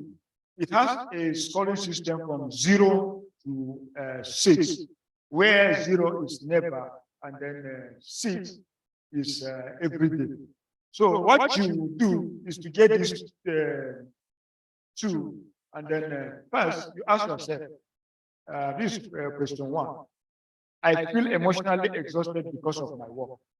If it is never, you tick 1. If it is at least, or if it is once a week, you tick 4. If it is every day, you tick 6. So you put the score for all these questions, starting from question 1 down to question 22. So by the time you put your score in this questionnaire, each number down here, you see the overall score is classified into 3, just like we saw in our definition.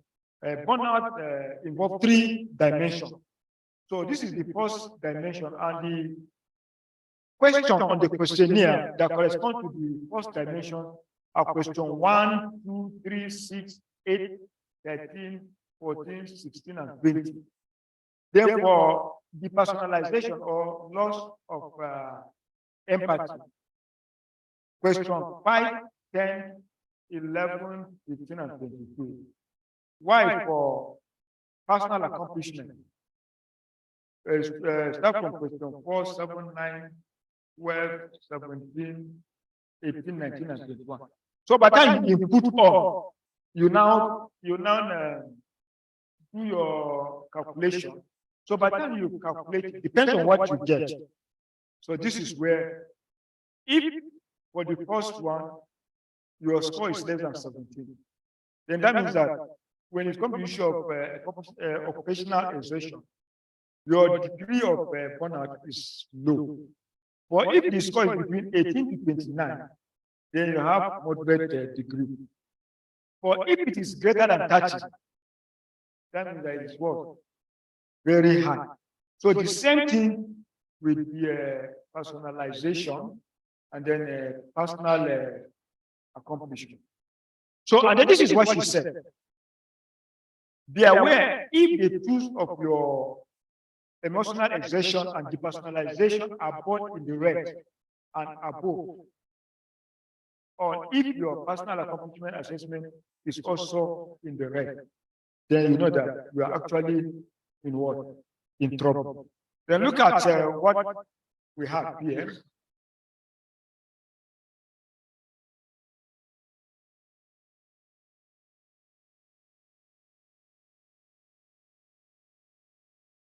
Sorry, the other one.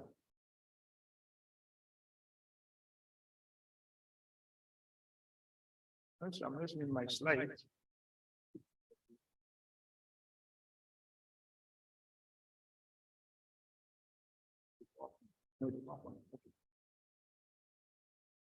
So look at this other table.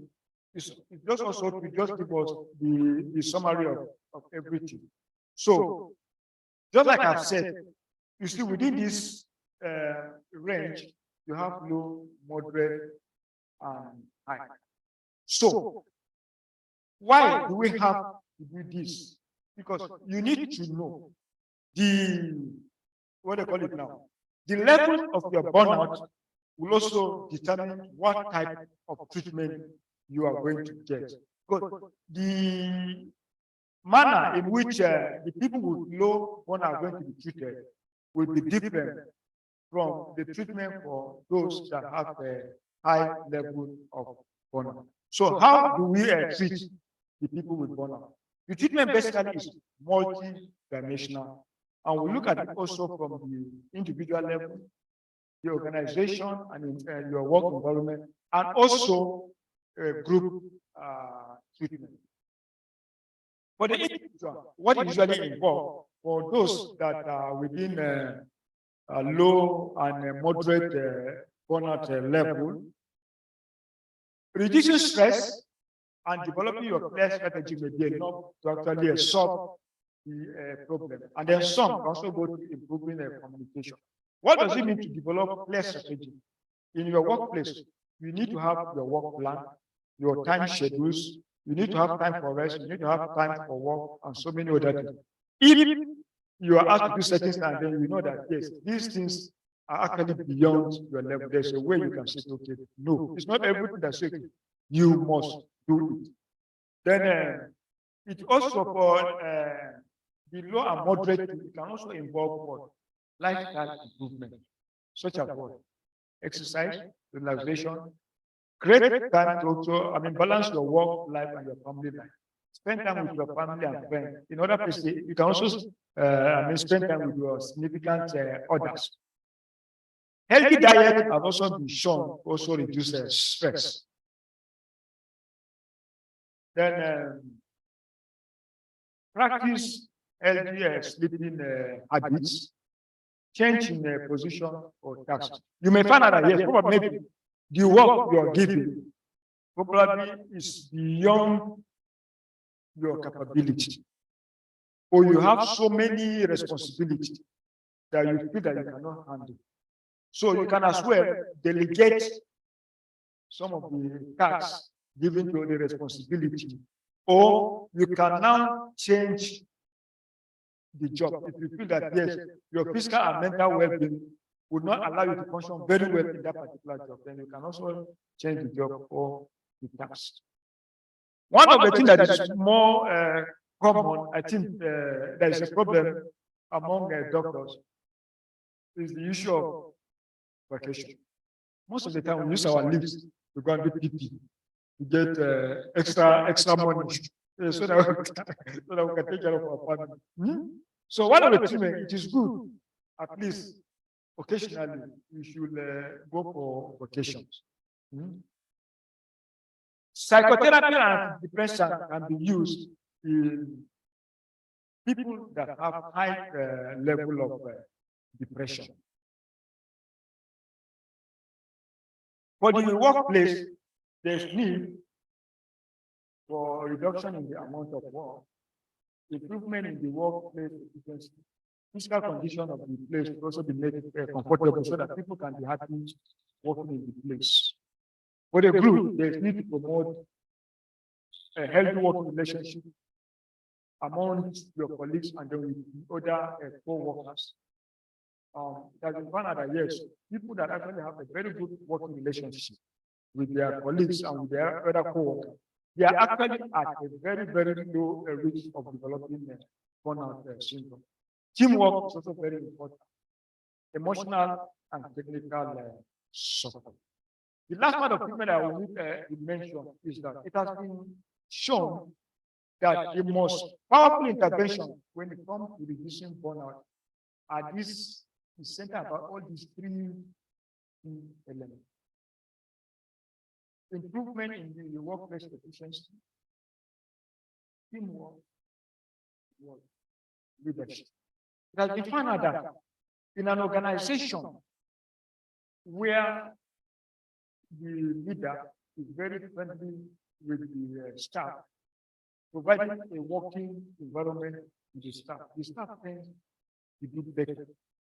And their input and output is usually very, very successful.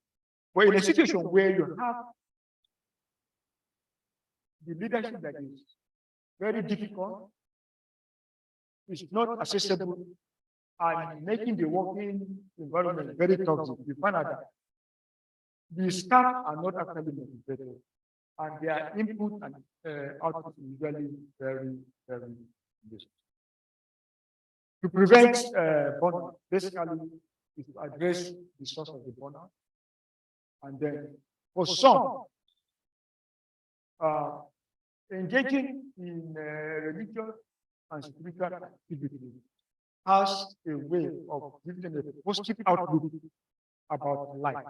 So, people that usually have very positive outlook about life actually usually have very, very, very, what do you call it now? Very rich, very low risk of developing burnout syndrome. Before I conclude, it is important to know that burnout syndrome, if not adequately handled, it has some complications.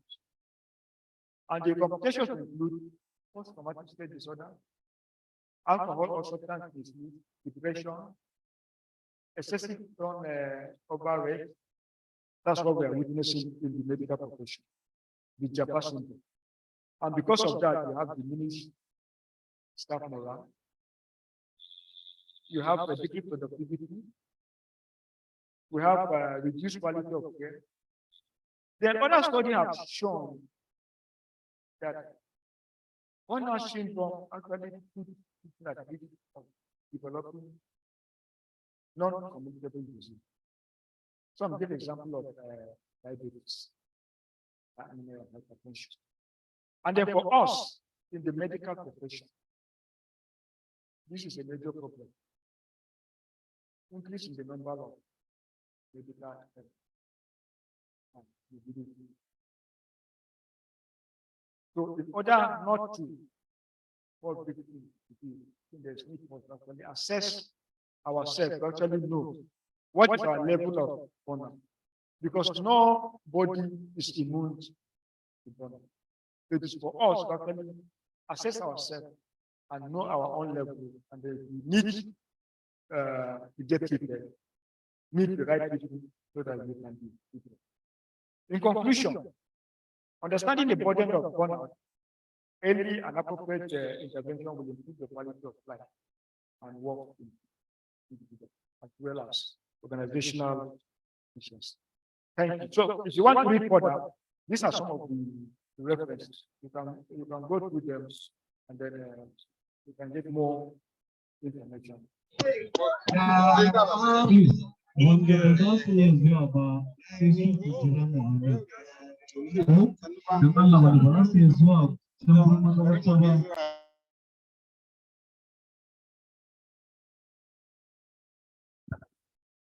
Yes, sir. Thank you.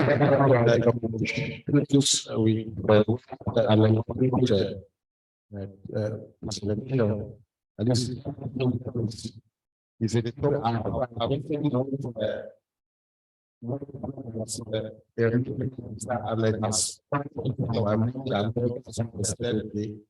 we should have, we need to have this presented, and we can see how this technique has affected us. At least I'm beginning to think and all those things. What are the issues? How has this affected me? Because from the look of things, there are lots of issues that need to be really asked this time now. So we are going to welcome some and it is you can also arrange your question and put it on. We'll be glad to answer your questions. Thank you. This is time for questions and answers. Thank you for a very wonderful presentation. I'm Dr.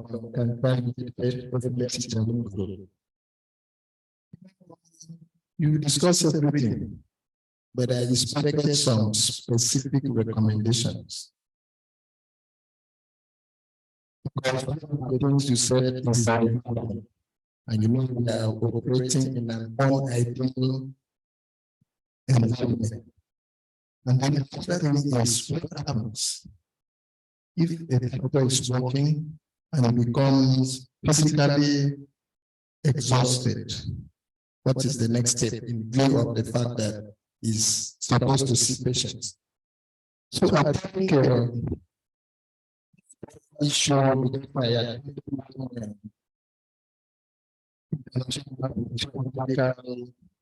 ethics in Abuja. This was extensively discussed.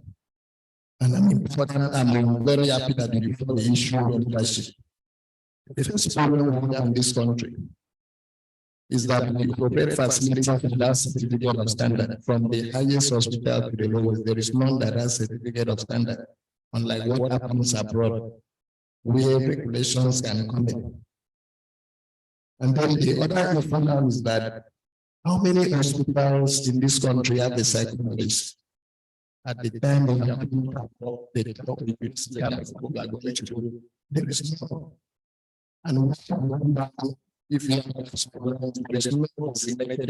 you understand? And the issue of that, because if you look at especially the practice, especially the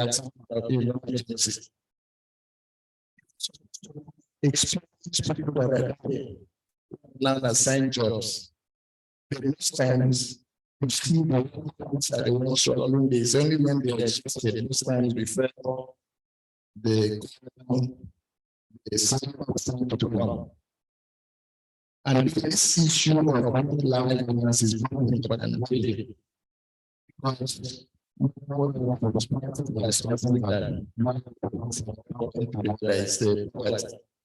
and the other issue is assigning people to do jobs at every certificate. Somebody should become an work. That is wrong. And then the other issue is that we should emphasize the number of hours a physician should be. That is done abroad. And then if you should be paid. It's not just enough somebody who has to start doing this job without being that should come up. Because this has because if I am for the time, you can deciding on so what's that means we can do with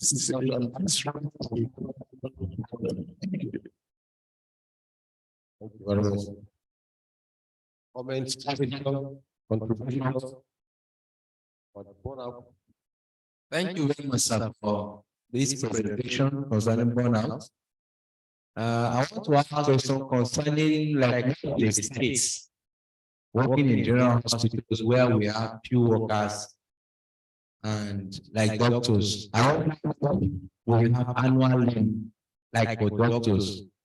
Because something that they used to have leave, but we doctors, do we have something like annual leave?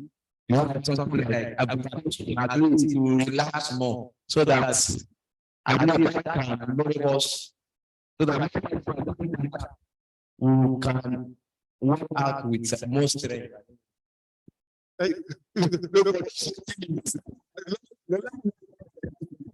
I do what because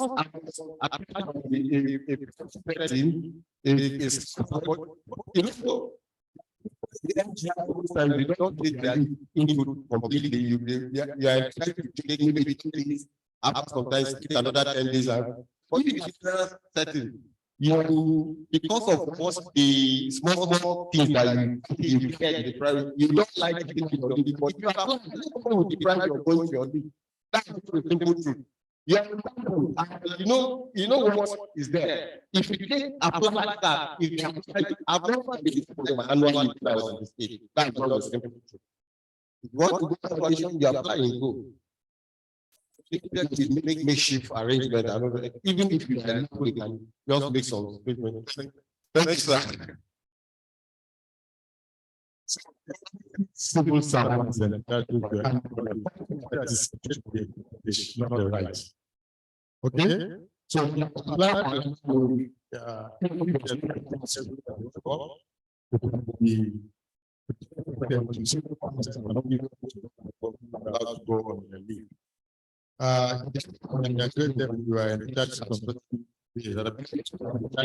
working days.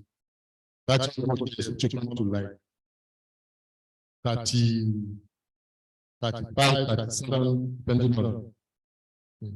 So apply and there is someone to handle you. You get approved. But that's not there are some other like in the hospital, like that happened from there. I remember when I was in hospitals. A long time I was the only doctor in the hospital, and the issue was not going to arise. If you have an emergency that you have to go leave, in that case, it's not for you. I mean, for the people that you've been not believe is there any arrangement for them? Yeah, for this. That's one thing that is missing that investigate. Yes. Look,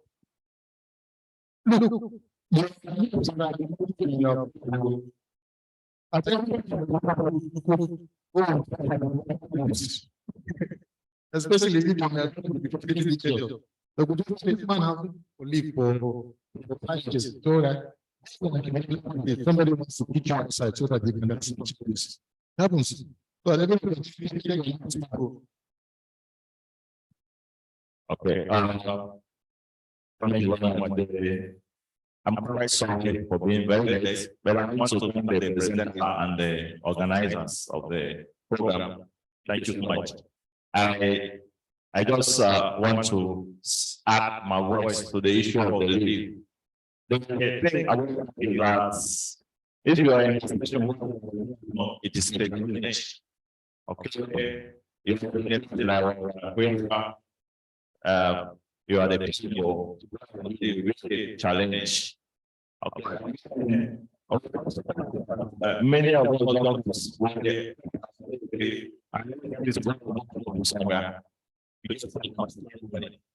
I used to come to FMC and I used to come to FMC. And I used to follow some additional money. This is the tendency of doctor. To get something somewhere. So in the they call even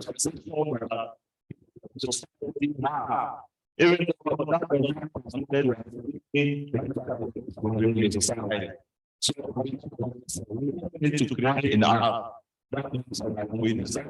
we desire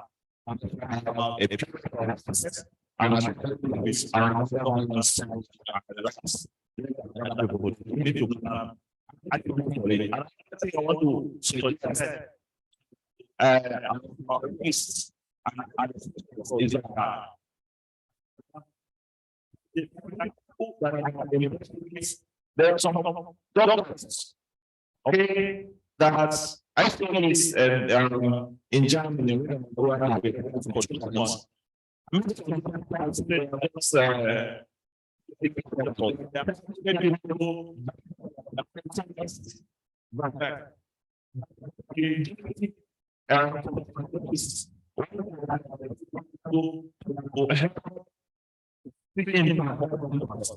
Maybe they have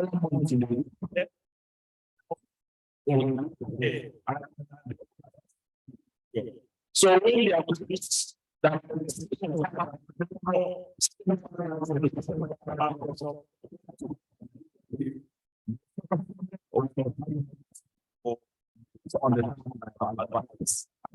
in the 1 month or 2 months. We need to practice. It has the full practice sectors of practice where there may not be so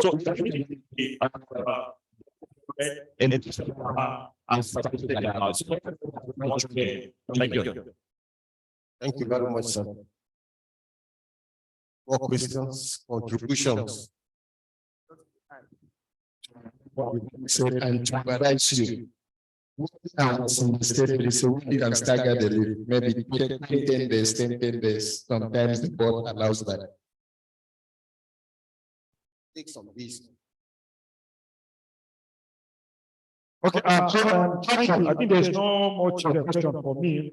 Let me also tell the part of others too. Regarding the I think you need to know there are different types of leave. You have your annual leave, you have leave, you have exams leave.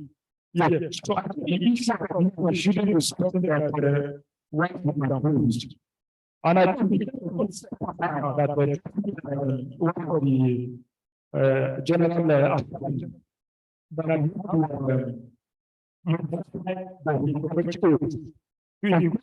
that you have of the picture because if you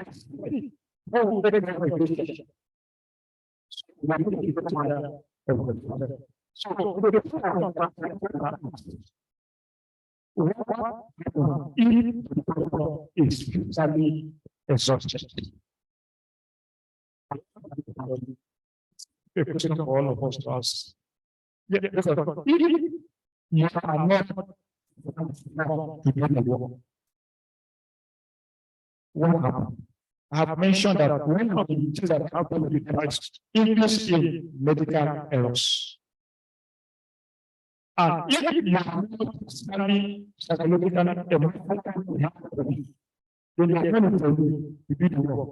So you need to start with your opinion and let me know the challenge you are having so that you can for you. Because you cannot say you cannot just say, oh, no, I must know. You have to be physically healthy able to do the work. And I mentioned that in aggressive And then I also mentioned leadership, but leadership have a very role to play. Well, it may be another day. How you with the difficult boss or with the difficult working with that even if you are typically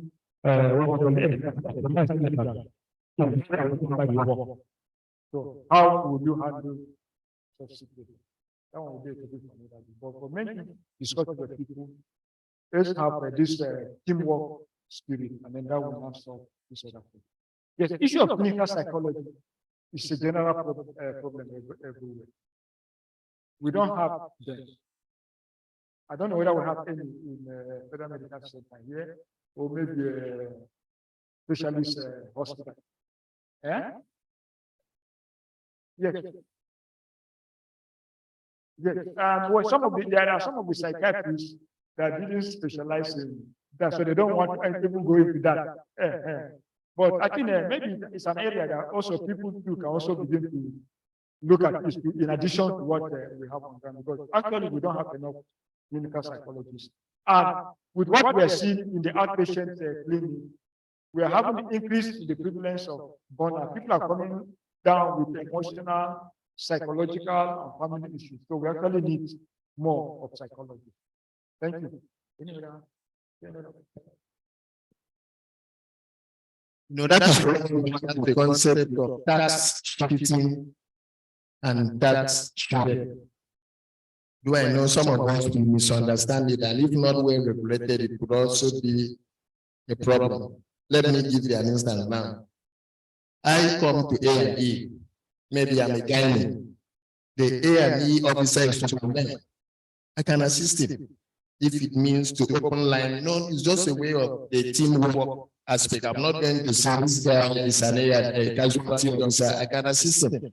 And then if somebody that the service, remember that since start the level of the online, it must work. Even if it must go to the highest level till that position is covered. So that's the issue. And then I have this one section, maybe an analysis is already in the team. I can put line if you I can start from this is we can read from one mistakes. You don't know that is not by because we need to do this story. That is the Thank you. Oh, thank you. I think that's all from my side. Thank you.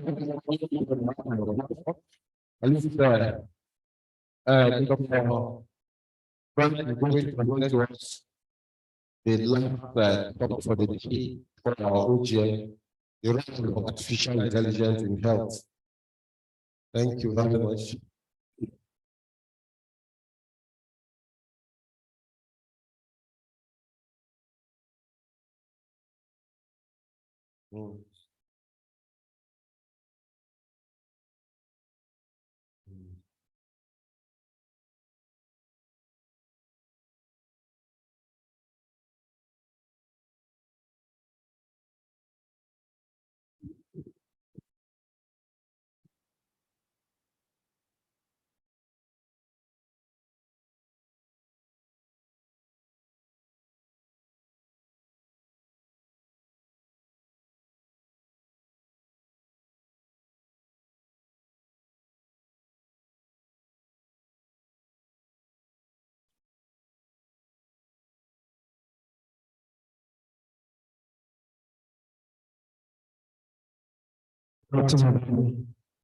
My name is Dr. Bright Ekhibise with the Department of Family Medicine, FMC Jalingo. And I'll be taking the topic, the role of artificial intelligence in the practice of medicine. This is my outline. I'll give an introduction, talk about the basic concepts, then approach the topic of intelligence, artificial intelligence, look at some key areas of artificial intelligence, look at the processes of artificial intelligence, then talk about AI in medicine, then as well as the ethical considerations and challenges, then give my references and conclude. First of all, what is artificial intelligence? We've all heard a lot about artificial intelligence. It's a very buzzword this time, and there have been a lot of skepticism. People have sided both for and against the use of artificial intelligence, especially in medicine. Some feel like it has the potential to take over humanity, while others feel that without it, humanity cannot progress to the next level. They are both pros and cons. There are both pros and cons to this narrative, and we'll be exploring this. But first of all, we're going to look at the basis of how AI is formed. Permit me to give a conclusion before we go enter, and that's that as doctors, we have a role to play in artificial intelligence, especially when it relates to medicine. If we don't take the lead, we'll be the followers, but either way, we cannot escape it. So to go on, artificial intelligence is basically when you ascribe intelligence to a machine. Is when you refer to a machine or software that has the ability to simulate intelligent human behavior. This includes calculations, solving problems, and evaluating new information. In other fields, we have seen the role of artificial intelligence in a very vivid manner. We talk about manufacturing processes whereby entire assembly lines are now devoid of workers. Very recently, there was the news about Kenya, where workers went on protest because the human beings were being replaced by machines. And they ended up burning up some of those machines as a means of protest. So those are also parts of the considerations which are through the use of AI. Now, the last statement here says that it has the power to impact the future of industries and humans. However, it's a double-edged sword. What's intelligence? Is ability to think. Conspiracy theory. If the money is not coming in, the owner of the business, it means the owner of the place is losing.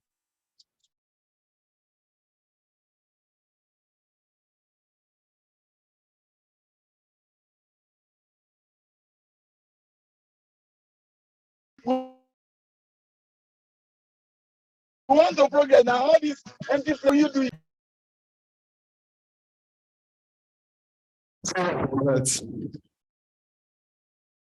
So intelligence is the ability to think, reason, understand, instead of doing things automatically. Now, previously, we've seen machines that seem to be intelligent. But what has actually happened is, please for me, please put on this one.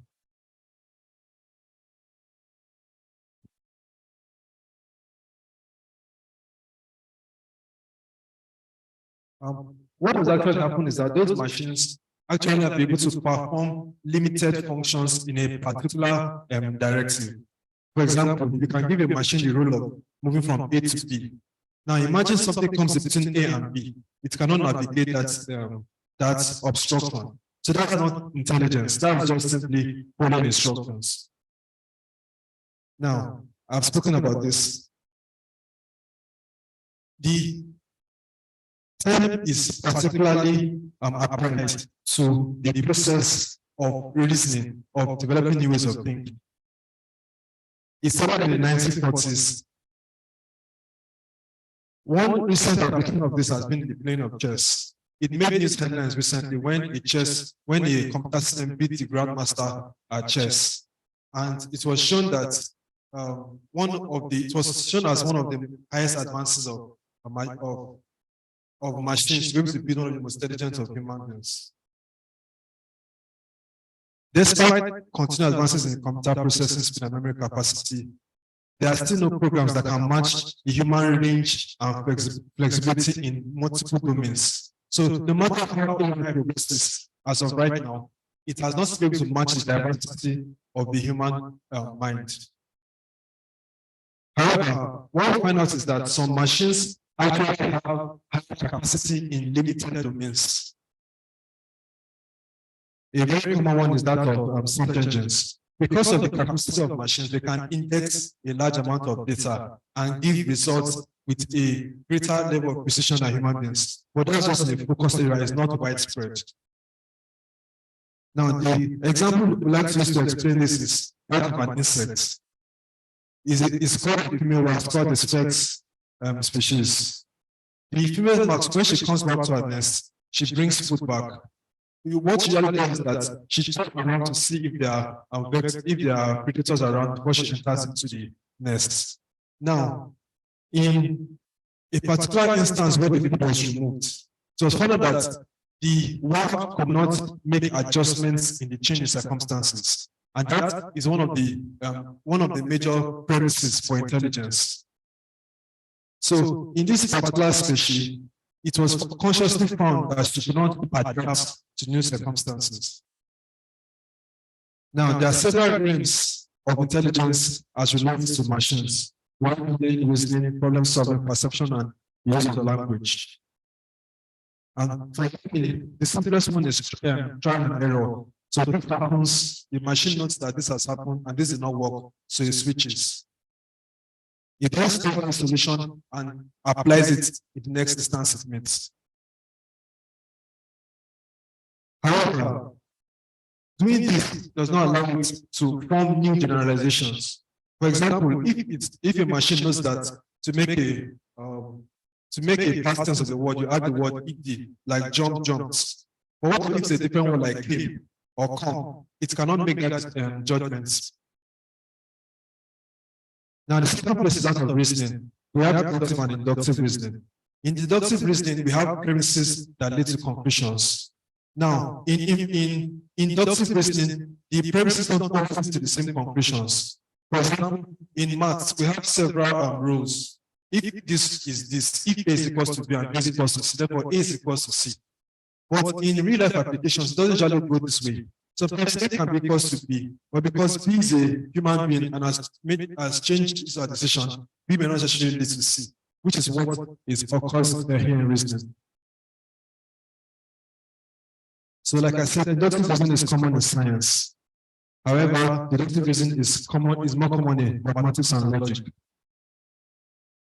And this is one of the biggest conflicting areas as of now. In certain problems, the machine goes through a different number of steps to get a solution. Now, if any steps have to change, the machine has a problem. Right now, we see, for example, we see driverless cars, and we see cars which seem to have human intelligence. But no, what happens is that they simply have a set of rules they follow. If, for example, now outside the country, they have roads which are red marks with lines. So the car knows that there's some between this line and this line. If for any reason it drives on the road that does not have those lines, the machine is advanced, it cannot drive.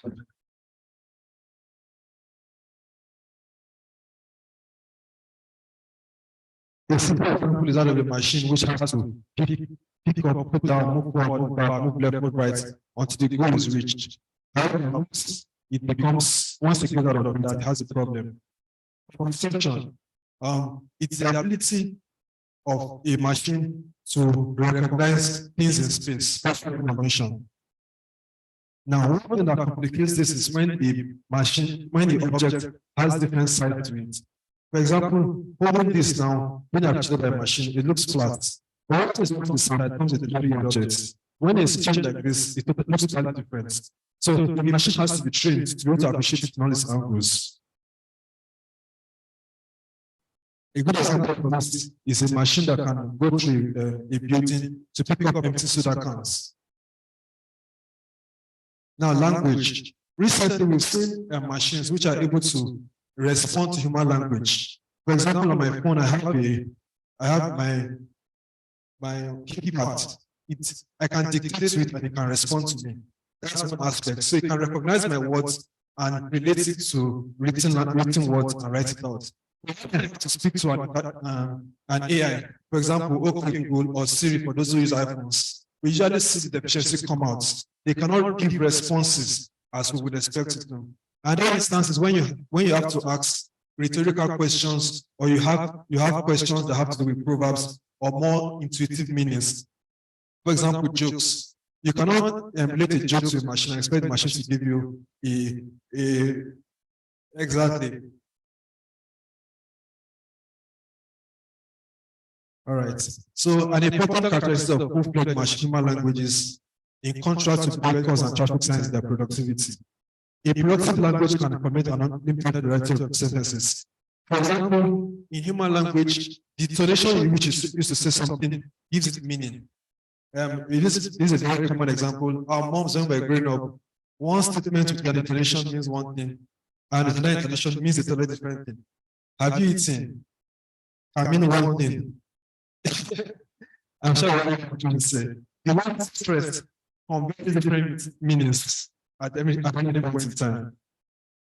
Now, it's easy to write computer programs that seemingly can respond to human languages, but the way of response is different when the content is different.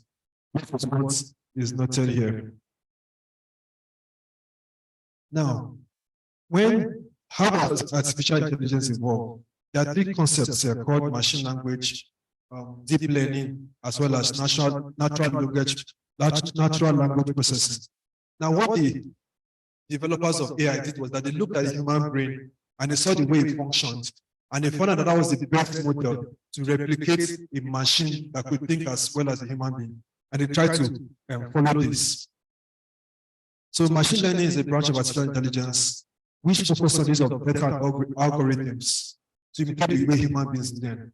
For example, now you can have, since we're talking about medicine, you can have pictures of a cat, and they can have about 1 million pictures of cats, 1 million pictures. And they will train the machine, when it sees these characteristics in these million pictures, you can see this is a cat. So it uses large number of data and algorithms, that's processes, to train the machines. Neural networks are deeper in the sense that it forms layers. In this case, is a method in which computers are taught to process data in a way that is inspired by the human brain. And one example is called deep learning, which I'll go to next. It tries to learn a system that computers to learn from their mistakes and improve continuously. So why is it important? It can help computers make intelligent decisions with limited human assistance. And that's because they learn the relationship between input and output data, which is linear and complex. Now, deep learning, which is actually what's applicable in artificial intelligence of right now, is a neural network that has 3 or more layers. So instead of relying on one level of characteristics, they take it 3 layers or more deeper. Let's say, for example, now using a picture of the cat, of the picture of the cat, they can teach it based on the presence of ears, number 1, presence of eyes in a particular place, number 2, the shape of the head, number 3, presence of limbs, number 4, among others. While the neural network with a single layer can still make approximate deductions, additional layers help to optimize and refine for accuracy. It trains many artificial applications that improve automation. It performs analytical and physical tasks without human intervention. One of the key highlights of this deep learning is that it helps to program machines that don't necessarily require human supervision. Now, this is a comparison between deep learning and machine learning, which I will not go into.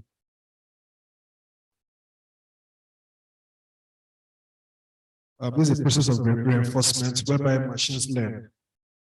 Now, what's the role of AI in medicine?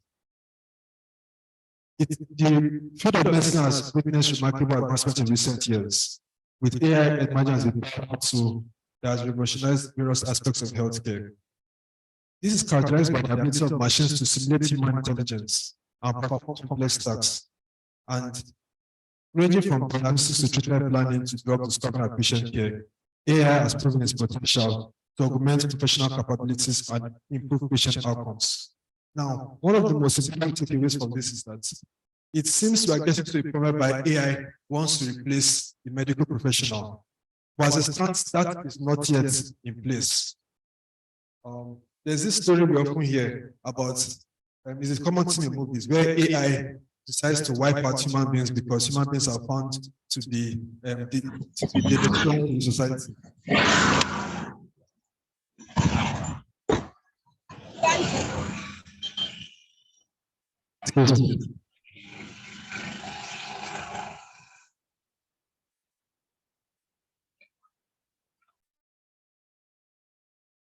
Sorry about that. So there's this common theme in movies whereby you see machines seemingly trying to take over and trying to find out because human beings seemingly are polluting the planet and are causing a lot of destruction. So they make decisions to wipe out human beings. That's been a thing that's been put across. That's just to show that there's no place yet for AI taking over the decision-making process. There's still ways in place for supervision by human beings. Now, one of the most common application of AI present right now is in medical diagnosis. AI has been shown to have increased diagnostic accuracy compared to human beings. And that's because they can analyze vast amounts of patient data, 3D images, lab results, EHRs, electronic health records, and identify patterns and detect anomalies which may elude human observation. There's something called the algorithm, which I'll come back to that. Now, in diseases like detecting cancer, the vascular condition, and neurological disorders, they prove to be more precise than human beings.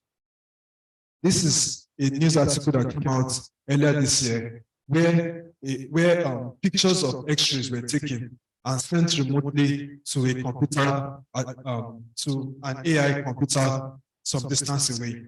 And it was found out that the AI had a 75% correct diagnosis, and it had a specificity of 85.7%. And this was compared to 2 human radiologists, one more junior, the other less experienced. The experienced assessments were 75% sensitive and 82% specific, which was still less than what the computer got. And for the less trained, it was even less. Now, the person that conducted the study, Dr. Rudolph, he applied this finding in the diagnosis of TB in low resource settings and postulated that this could prove a very valuable tool in diagnosing TB, especially in low and middle income resource settings. So this can also apply to other areas of medical diagnostics, X-rays, MRIs, CTs, and what have you. When it comes to objective data, using strict criteria to diagnose, AI actually has a higher advantage of human beings. Okay. Now, AI has been comparative diagnosis. It has been used in breast cancer, lung cancer, various kinds of cancer, and as well as scanning anatomical figures to detect abnormalities. It's actually shown to be quite efficient. Now, the way AI, the future of artificial intelligence is personalized medicine and treatment, such that in analysis of a person's genetic code, it can be found that certain medications will have a higher chance of working for a particular person.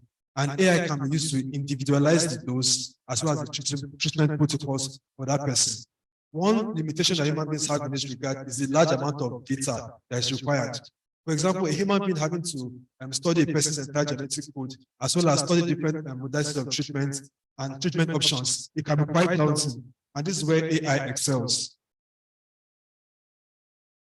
AI, the last paragraph says that AI-based decision support systems empower physicians with evidence-based recommendations and enables them to make more informed choices. So we see here that AI plays a supportive role in this regard.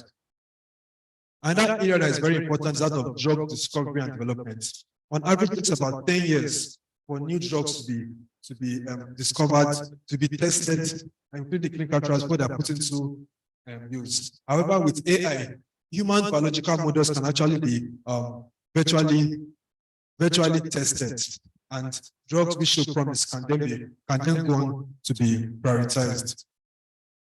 A lot of us wear smartwatches, or we have smartphones, which, let me give an example. The other day I was walking along the road, and my phone told me that I should stop looking at the phone while I'm walking. And I was like, what kind of phone is this? But the point is that a lot of us have smart devices. As long as you have a smartphone, you have a smart device. Now, for people who have more serious conditions, maybe they have pacemakers or they have other conditions, with the use of AI in these smart devices and these conditions, they are actually better at predicting adverse outcomes and taking steps to avert this. For example, those who have pacemakers, by analyzing the heart rate and rhythm, they can actually predict when such a person is likely to have an adverse cardiac event, and either send a response, a call for help, or profile lifestyle changes that can adjust this. For those who have, AI-enabled monitoring systems have the potential to revolutionize patient care by continuously analyzing real-time data and providing early warning of critical events. So one of the advantages is the ability to analyze real-time data through the use of remote wearable devices. These devices are called sensors, and as well as electronic health records. So people that have nowadays, one of the major issues concerning AI is that of electronic records. As you know, the world is already at the state of electronic health records. And in some countries, these records are actually nationalized. So that was, they have connections through all the centers to a central database.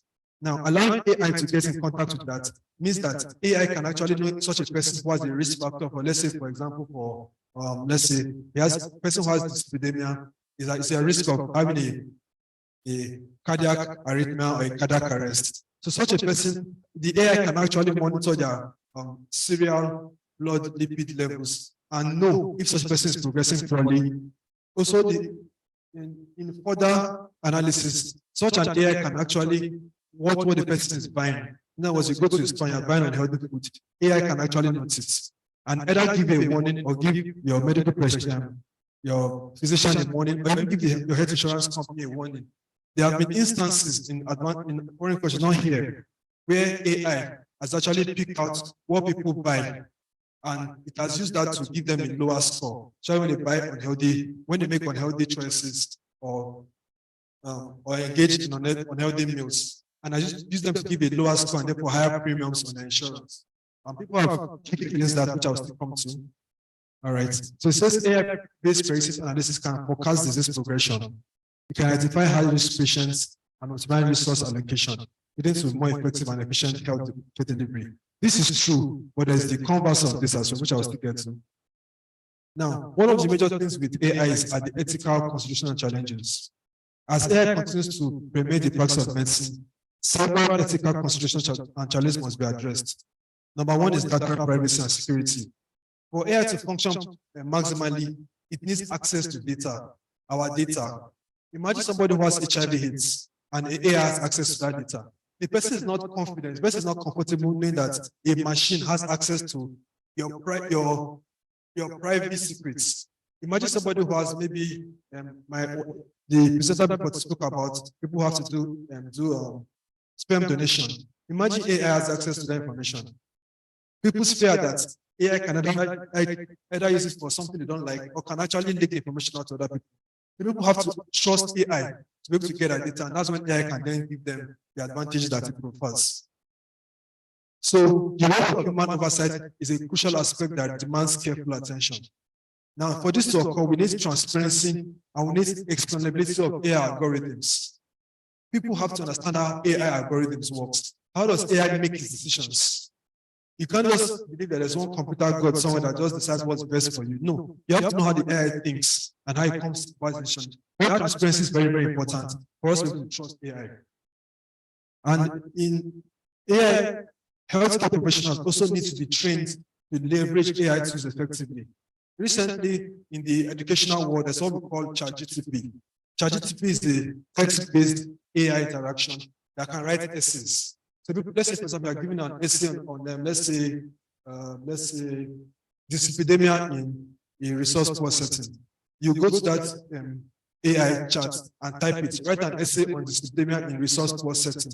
And under a minute to give you a full essay with facts. I've actually tested myself and it works. So healthcare professionals need to know how to use these tools effectively. Otherwise, we're not able to maximize it. And we're not able to make relevant inputs indirectly to use. And some of the challenges we'll highlight are this: privacy and data protection, informed consent, social caps, the medical consultation, empathy and sympathy, as well as some other dilemmas.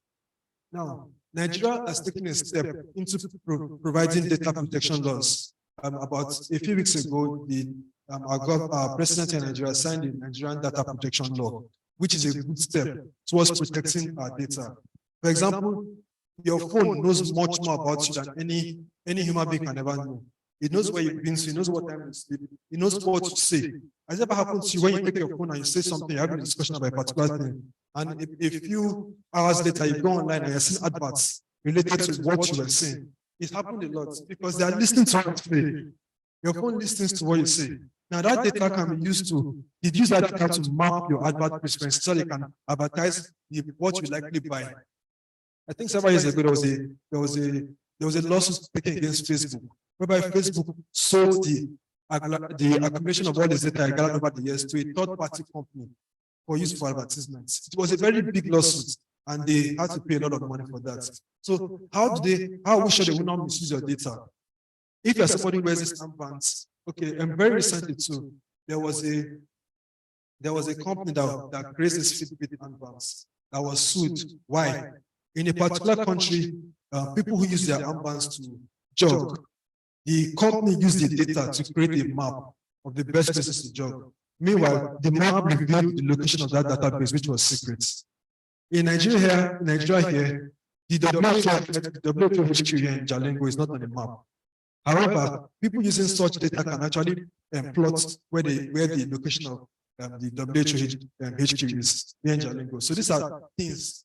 So how are we sure they will not misuse our data? How can we trust them with our data? This is a question. Now, the role of healthcare is to analyze consumer health data and medical device images. Now, for them to analyze this, they didn't access to the data. But then if you don't trust them, we will not release the data. So how do we balance that? In addition, social media is another big aspect of it. Right now, for Facebook, whether you have a Facebook account or not, there's a profile of you. Whether you have an account or not, they have a profile for you for everybody that exists. So how do you trust social media with your data? Everything you have on your Google account or your phone is recorded somewhere. All your YouTube search history is recorded somewhere. There was a lady some years back who was fired from her job because something happened while she was on shift. And the accusation was brought against her that she was Facebooking while the patient needed attention. And when it became contentious, they actually went to Facebook and requested for the data. It was shown that she was actively on the application at that point in time. So that means every time you're on Facebook, it's actually running out. It's very, very serious. Now, as of right now, there are no enough laws to protect human data, which is accessible to these AIs. There are no enough laws for that. And it's still a period that is still in evolution. The last part says that some genetic testing and bioinformation companies, which are not legal or closely monitored, they actually sell consumer data to pharmaceutical and biotechnology companies. This is happening. I spoke about this. Now, how do you give consent to AI? You tell Facebook that all the data I'm giving to you, does Facebook ask you that when you're going to Yola? In fact, this happens to me recently a lot. Whenever I go to a new place, maybe a hotel or something, and my phone brings out a notice that how was your rating of this place? But I never told I was going there. Why you asking me how the place was? So that means they know you're actually there. How you do give them consent to take this data from you? You don't. And it's recorded there. If you dig deep into Google, there's a place you can actually go and play your data. But not people have the patience to go through all that. It's very, very. So the problem is that this company don't take consent from us before they get all this data. Number two is that a lot of these insurance companies which access this data, they don't take consent from us to access. If I said that you don't allow them access it, they will not give you your premium. All of that is very, very important. Now, based on the autonomy principle, all the leaders have the right to get information and ask questions before procedure and treatment. Imagine there's AI and AI is involved in treating you. How do we get consent from a machine? Let's just go. The last point is also very important. Patients have the right to know who should be responsible when his robotic medical devices fail or have errors. If an AI car hits somebody, who takes responsibility? Is it the owner of the car or is it the company? If a doctor prescribes an AI procedure, who takes responsibility? Is it the doctor or is it the company that made the AI? Now, and that issue is that for this AI is not equally distributed. A lot of countries, the more advanced countries, they have more access to this data than we here. For example, now in the US, there's an ambition called Babylon. What Babylon does is that Babylon acts as your GP. If you have common symptoms, maybe you have cough, you have catarrh, you have headache, instead of going to the doctor and meeting with the doctor, you can actually go on the app and act, and AI will respond to you. It doesn't need You don't need to interact with the doctor to get a response from this. It's a real life application. Now, although AI improves the accessibility to more information about science and technology, there are still some limitations. Some countries and some communities have more access than more.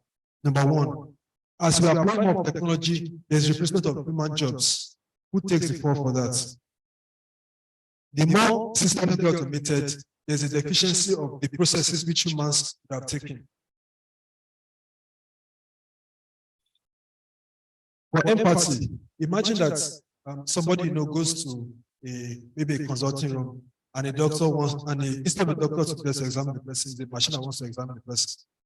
Imagine a child that needs consultation, and it's a machine that is giving the person child options. Child will not accept it.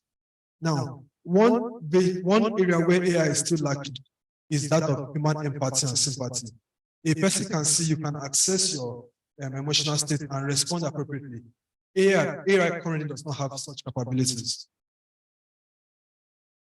And it's the person that did the study, that's Fahud and Zokai, about 2 years ago. It says that it seems that patients will accept machine-human medical relations instead of human-human. It seems unlikely, I beg your pardon. One of the major aspects which doctors and nurses provide is that empathic touch, which machines still lacks. So that's an area that still requires some work. In interacting with machines and AI, patients lose empathy, kindness, and appropriate behavior. Sometimes, well, what patients is just a listening ear. They need to just come and know that you are listening to them. That's what they need, and they get better. AI does not provide that. I spoke about this. ONG, imagine a machine trying to do a review. That would be very, very uncomfortable.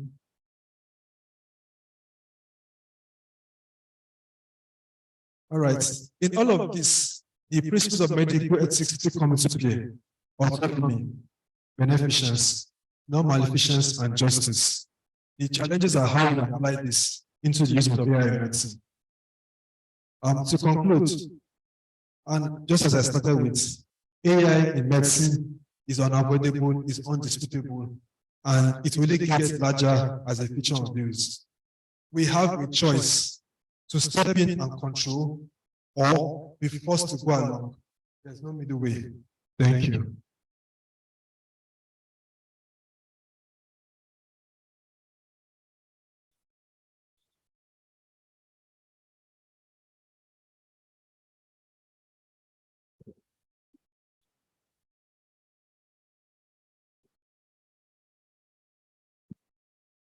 Thank you very much, Dr. Bright, for the topic. And this is really done justice to it. And, it's a relatively new topic in medicine, and everybody is thinking artificial intelligence and all those. You even go ahead to tell us what AI does to us. And when you say something about your food, okay, what have you, what's your assessment? Even when I was considered and all those. This in appearance, how do I accept doctor's house? Does this place have a wheelchair? And all this, I say, it doesn't have a wheelchair or anything. So that's how it is. And actually, this is the world in which we are today, and we have to begin to think artificial intelligence and also how to mitigate some of its adverse effects. Thank you very much, Dr. Bright. Welcome comments, questions, additions, and subtractions for this presentation. Thank you. Thank you for the presentation. I think, Mawan, I don't know whether it's a comment or it's a question. Because this artificial intelligence is actually a serious issue. And most especially when it comes to the issue of protection of data and confidentiality. Because something happens to me that up till now, I don't know how it happened. I did my work, my dissertation. I didn't print the work. And I didn't share it on any internet search machines. I think the only person I think I've shared the work with is probably sending it to the college via my email. But I was just typing my name. Let me see what will happen. And behold, I saw the whole of my work. So I was wondering, how did I actually have access to it? I've never shared it on the internet. I only sent it to the college. So you see, that is one of the issue. So I don't know, because confidentiality, actually, we didn't do anything much, it's actually breach. So I think we need to actually look at that aspect. Thank you very much.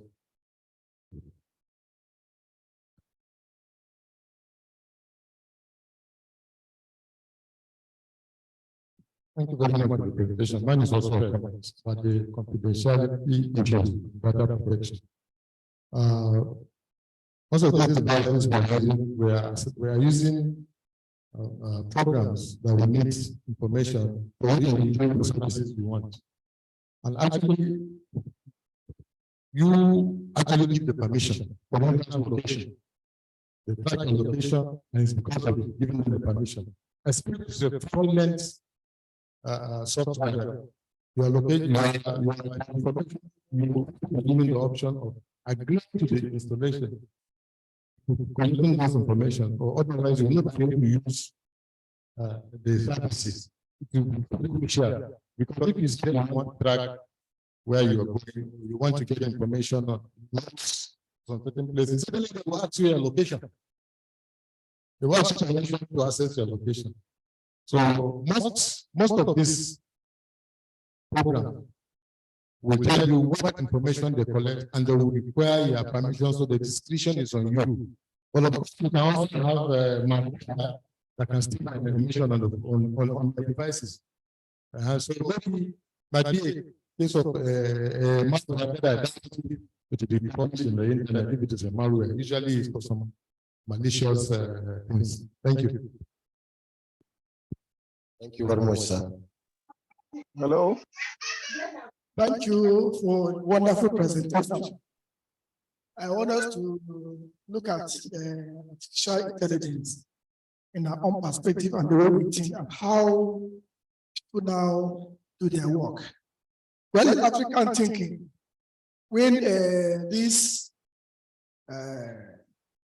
what do I say, comparing an automatic car with the manual.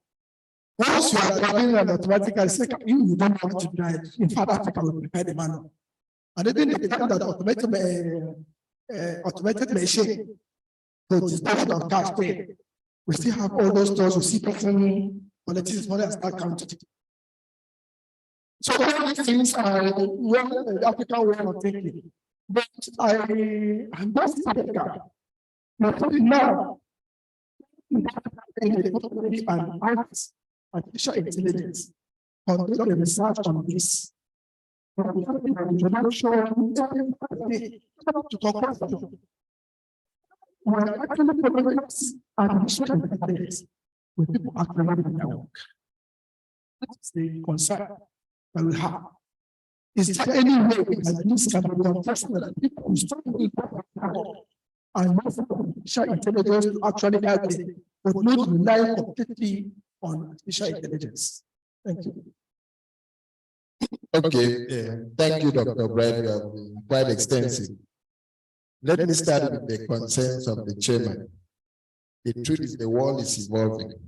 We cannot afford to remain stagnant. What I needed you to say is that in medical practice, it will be very difficult for machines to replace doctors, because machines are programmed, but the doctor is somebody that is there interacting with the patient and then sitting out the diagnosis. So I think this is one limitation, which you say the empathy and all those kind of things. But the area of concern is this artificial intelligence has it really come to Nigeria? And if it has come to Nigeria, what are the areas in which it's in use? Because I know like now in FMC, we have a smart clinic. Go to the and all those things. And one of the limitations that we have is that we don't have basic facilities for the operation. Because if you don't have steady lights, there is no way you can run those facilities very properly. Look, those are some of the limitations. So I don't know what we can do so that we key into this artificial intelligence, because it's quite important. Yes, people want to do training, but now we are talking of efficiency, and then you get maximum profit for your investment. I think this is well, the whole what this thing is all about. You know, so Dr. Bright. So there is no way we can run away from it. Thank you very much. Any more? Hello. Good afternoon. Good afternoon. Good afternoon, sir. Can those of us on virtual ask questions? Yes, sir. You are free to do so, sir. All right. Thank you very much, Dr. Bright, for your presentation. Thank you, sir. I heard you and either Dr. Shurkuk talking about how he was surprised about his data or whatever. And I think I'm not too sure if it's Dr. Apake's voice I'm hearing the PAMSEC. We all give consent, like when you go to sign a bank loan, you know, you accept their terms and conditions. So there are some things that are hidden that you don't know. So sometimes when we give consent to all those things, we are asking them to actually use our data for whatever they want to do. So in most cases, the consent that we give when we accept their terms, it shows that we have given them consent to access our data from whatever source they can get it. I think that's a little contribution I need to this. It has been quite a wonderful day for all the presentations. Thank you very much. Thank you very much, sir. Are there questions? Thank you very much, sir. Thank you very much for the comments, questions. I would admit that AI is an emerging field, and a lot of questions, possibly more than answers. And it's something that we have to navigate with a lot of wisdom. Let me start by saying that for the confidentiality of our data, the way the world is going right now, almost everything is going online. And once it's online, it can be accessed. There's a saying right now that don't let your information get to the internet, because once it gets there, it can never leave. So any secret that goes on the internet, in fact, we see, is it Tinubu's, when he was about becoming president, we saw all the statements from years back resurfaced because they are somewhere on the internet.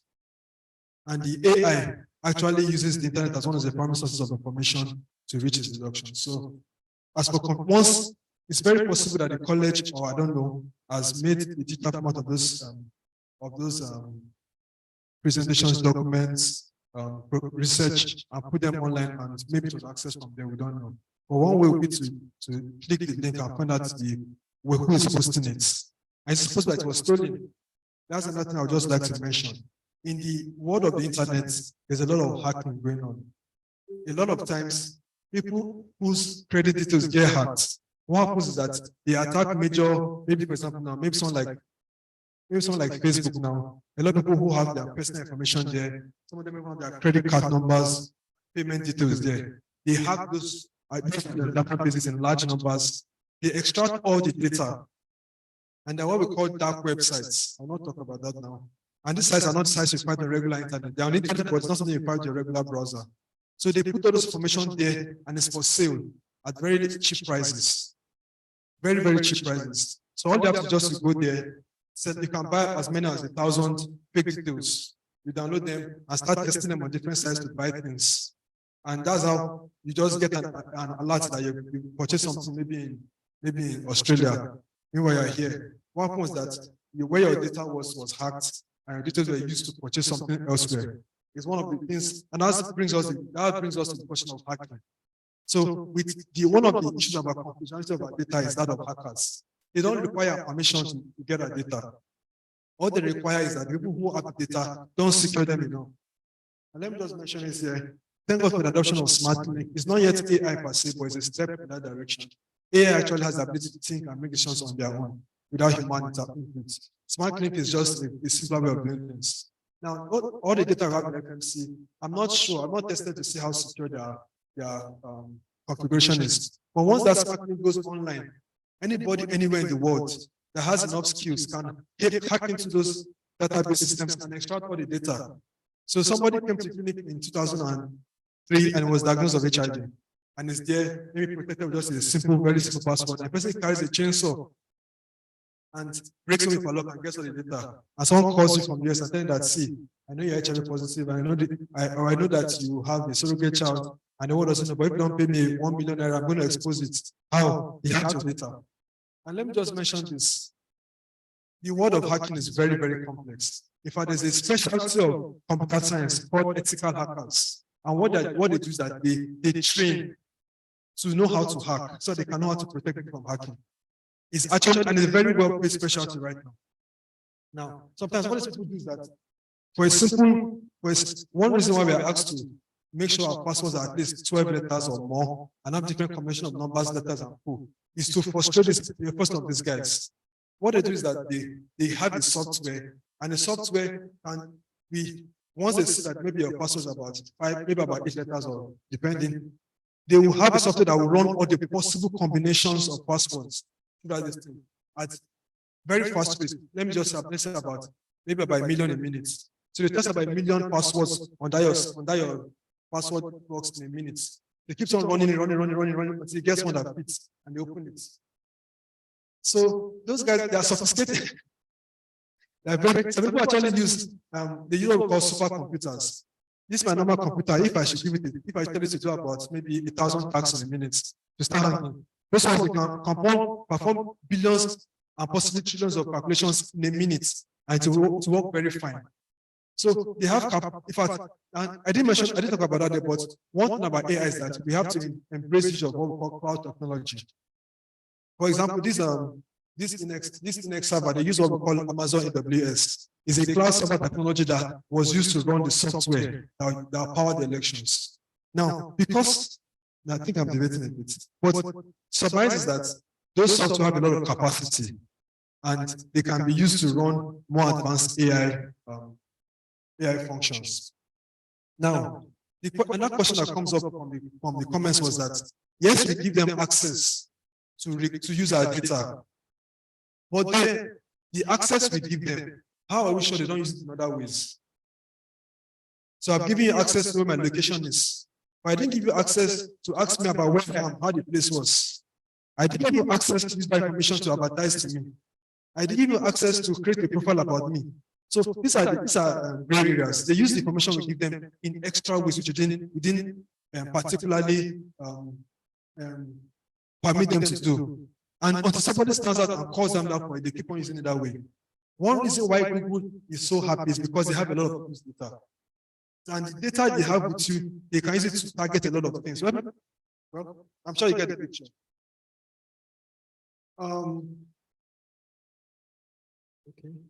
Okay. Now, for machines replacing humans, in Lagos, there's a particular restaurant that one of the waiters has been replaced with a machine. The limitation of AI right now are part of what I explained. The human-human interaction, the human touch, the strangeness of interacting with the human. But recently there's been a robot that's been giving human status. That's human rights and privileges.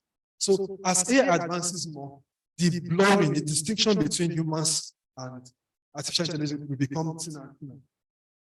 So they not mention it. There's something we call the Turing test. The Turing test was developed by Mr. Turing in 1940 as a way to distinguish between humans and machines, artificial intelligence. And now, one reason why I did that was because questions have begun to come up that at what point do we say machines are not intelligent as human beings? So as of right now, we are marching towards a time whereby the line is becoming increasingly blurred. As of right now, there are some AIs you interact with, you're not able to show, you're not sure if you interact with a human being or an AI. It's actually that serious. And remember that whatever we see in the public sphere is the less advanced version of what actually is. For example, the internet as we have it now was developed in 1992 by the US military, but didn't release it until several years later when they had a more advanced ones. So the ones we're seeing right now, they're actually much more advanced ones that are, they're not released for us to see. So I can also say with certainty, well, that I'm sure that AI right now that you can interact with, we've heard about deepfakes. Deepfakes are whereby they replace people's voices with artificially generated voices and speech. They replace people's facial expressions with artificially generated expressions and human gestures. They're happening right now. If you look at your WhatsApp, your status, you see a face and see a human being talking, but the body is not moving. You see all the facial expressions. Those things are AI generated. And those things were limited because they wanted to know it's AI. If they actually want to transfer, you don't know. It's got to that level already. Well, the truth of the matter is that right now, yes, machines may not be able to replace human beings in a general setting, but as time advances, it will happen. It's just the sober truth. Now, the advantage we have in the medical profession is that we have the human touch and the sanctity of human life. It's not right to give the final decision of human life over to the machine. But as we go on, we'll see those lines being blurred further and further. And to require the active input of doctors and relevant health personnel to make those calls and to ensure there's legislation surrounding that. One of the main advances of AI, Elon Musk, at some point in time, he began to shout that if we're not careful, AI will be the end of humanity. I don't know what he saw at that point, but it's something that is worth considering. At this point, I think I should stop yourself and go on the rest of it. Thank you very much. Thank you very much, Mr. Bright. Thank you very much. Well done. Thank you very much. I think it is on this note that I need to announce to the House that we have come to the end of our CME for this. That's the first quarter CME for 2023, and we hope to continue as time goes on. And OG will start in the next few minutes. Thank you very much. Thank you very much.